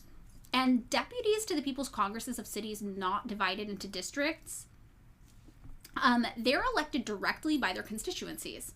So deputies to the NPC and People's Congresses of the provinces, they are elected by the People's Congresses at the next lower level. So it's kind of like a chain of direct democracy through to representative democracy.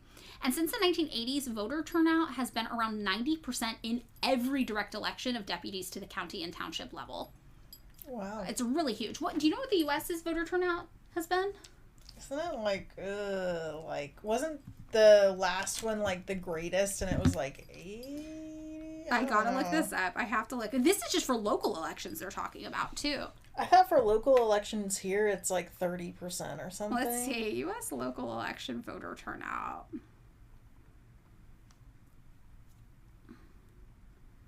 I can't even find it. Oh, okay. The United States has around 60% in presidential elections and 40% in midterm elections. Yeah, so that is a lot lower than us. And in China, citizens engaged in political participation reported that they had higher life satisfaction as well. So kind of like us, except 90% of them are doing it. So compared with non-political participants, the life satisfaction of people who participated in politics and voted and were active was around 1% higher. And they would engage in all sorts of different things, you know. People would run for office or vote for different types of things, right? And they also found that their social tolerance and social trust were high, and that's like something that correlated to that 90% voter turnout. There's also Cuba. In Cuba, voting is legally mandatory, so voter participation is obviously really high. And similarly, there are 8 different political parties in Cuba, despite what people say about it being a one-party system. And all Cubans 16 or older get the right to vote, so they have a lower age threshold.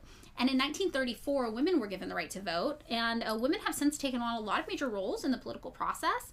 A sizable minority of women are members of the National Assembly, and some have policy-making positions in the government, although men do still dominate the highest government and party offices. In 1992, there were changes made in electoral law, and that allowed direct elections of members of the National Assembly there.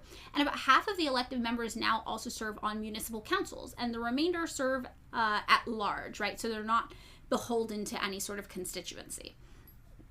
There's no party slate, and candidates don't have to belong to the official Cuban Communist Party to run.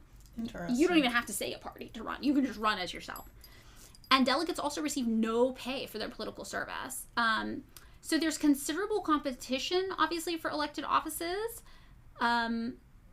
despite the low opinion that many Cubans hold for delegates and government in general. They're just like, but it is pretty competitive. And Cubans now famously voted in a new constitution in 2019, which solidified gay rights, including same-sex marriage federally, which is something we don't have in the United States. We still struggle to get that. And in March of this year, I believe, Cubans voted for 470 lawmakers to represent them for the next 5 years. And candidates in the National Assembly, which is what those were, they were selected by commissions composed of members from groups representing a lot of different sectors, like workers, university students, small farmers.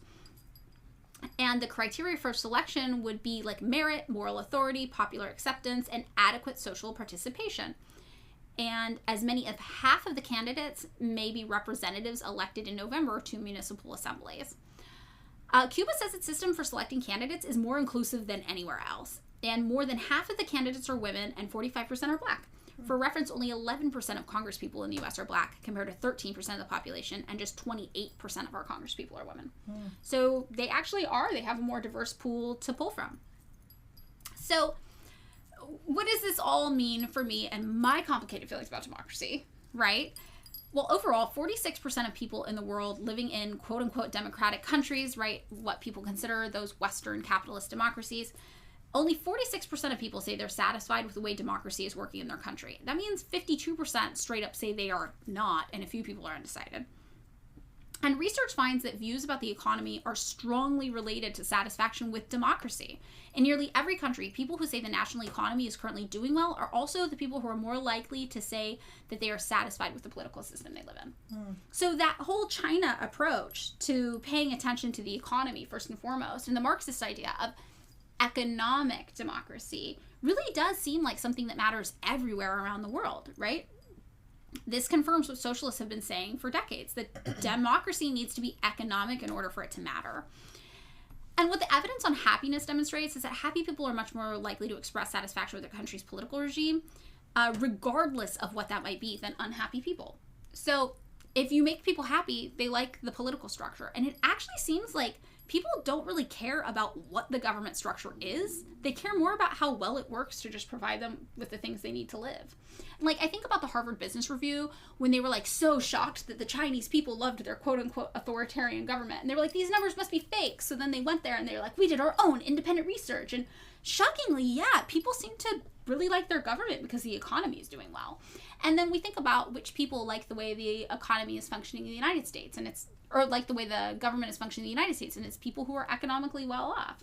So it's just one of those things where it's like, yeah, people actually care a lot more about material conditions of their lives. If they can afford to pay rent, if they can afford to get medication, if they can afford to go to college, then they care about, you know, what ideological structure is guiding whatever country they exist in. And I think what this means is that at the core, actually more people think about democracy the same way I do, even if it sounds shocking when I tell people I don't care about it, or maybe it feels taboo to admit. Like, ultimately, we care more about making sure our needs are met than making sure somebody hears our voice on every little issue.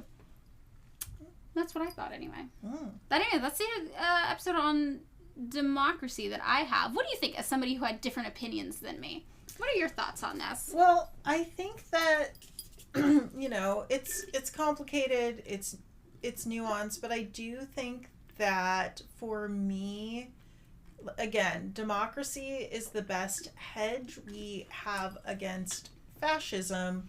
And I mean in the fascism in the sense of the dog whistle tropes, you know, nobody cared because the trains ran on time. Right. You know, like, let's say a government society functions and works, you know, everything, you know, supposedly is working, but there are people who are being persecuted. So right. Minorities, you know, marginalized people, women, black people, gay people, trans people, like, specifically is what I'm thinking about. And I do understand, people always talk about the tyranny of the majority, but I do think that when people are actually heard, there tends not to be that. But also, I don't know if we can ever even know, because I don't know if we've really had, you know, true direct democracy. Yeah. And I also think too, like, maybe what people are talking about in terms of democracy is like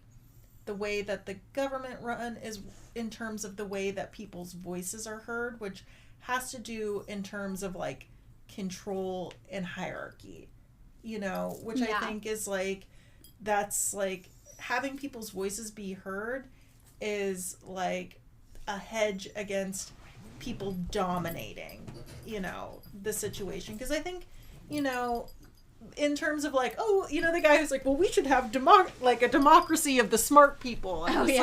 Like, well, how do you really fucking know? Because yeah, you don't know. I think there's no way to know. Our culture is so steeped in hierarchy, even in places, even in leftist circles where you think that hierarchy wouldn't be such a thing, you know? Yeah. Where you give really control to, for example, like the person who's the expert, when actually, you know, when maybe like there are people who are not experts who also have stuff to say. Yeah, there's an interesting theory actually in Marxism about the lumpen proletariat, which these are the people that Marx thought were so working class, they weren't industrial workers, that they had less potential to be a revolutionary kind of arm because they were less likely to read the theory and understand it and have the time stupids. To do it. No, I think it's a more favorable thing where it's like, they just got too much going on. No, it's just like, no, but like, but I think that's what people now is, we're like, you don't know which president was John Adams. Are you stupid? Right, but then Mao was kind of like, I think that the lumpen proletariat has the most opportunity,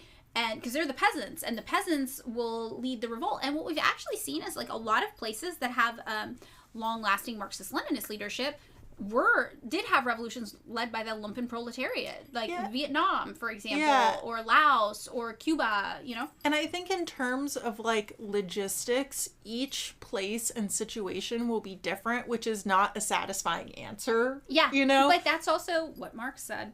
Well, yeah, I think everywhere. I kind of think about that book a lot, The Dispossessed by Ursula K. Le Guin, and she really lays out, I would say, not even a communist system, but like an anarchist system. Like probably like, and how it could logistically work. And I think that, well, that would be the true communism, yes, not the socialism state, the achievement of communism. Yes, yeah. So, there is no, which no I think, it's just like, you know, communism, you know, people, I still get a little, you know, it's like a little, you know, it's like, what is the end goal of communism and anarchism? But whatever, like, it's one where, like, people form committees based on what they're fucking doing and what the goal is. Right. You know? And I think that people naturally kind of do this, and people naturally form different governments or, you know, different ways to get the shit logistically done from the ground up. Mm-hmm. And for me, my hope is that that would also take into consider, like, people's freedom. And I don't mean freedom as in the sense of, like, no, like safety. Your safety and your... Or even just, like, to me, your existential freedom, where it's, like, where it's just, like, I can be me. Mm-hmm. You know, I can do the things that I want to do, and someone's, like, not stopping me. Freedom of movement, freedom to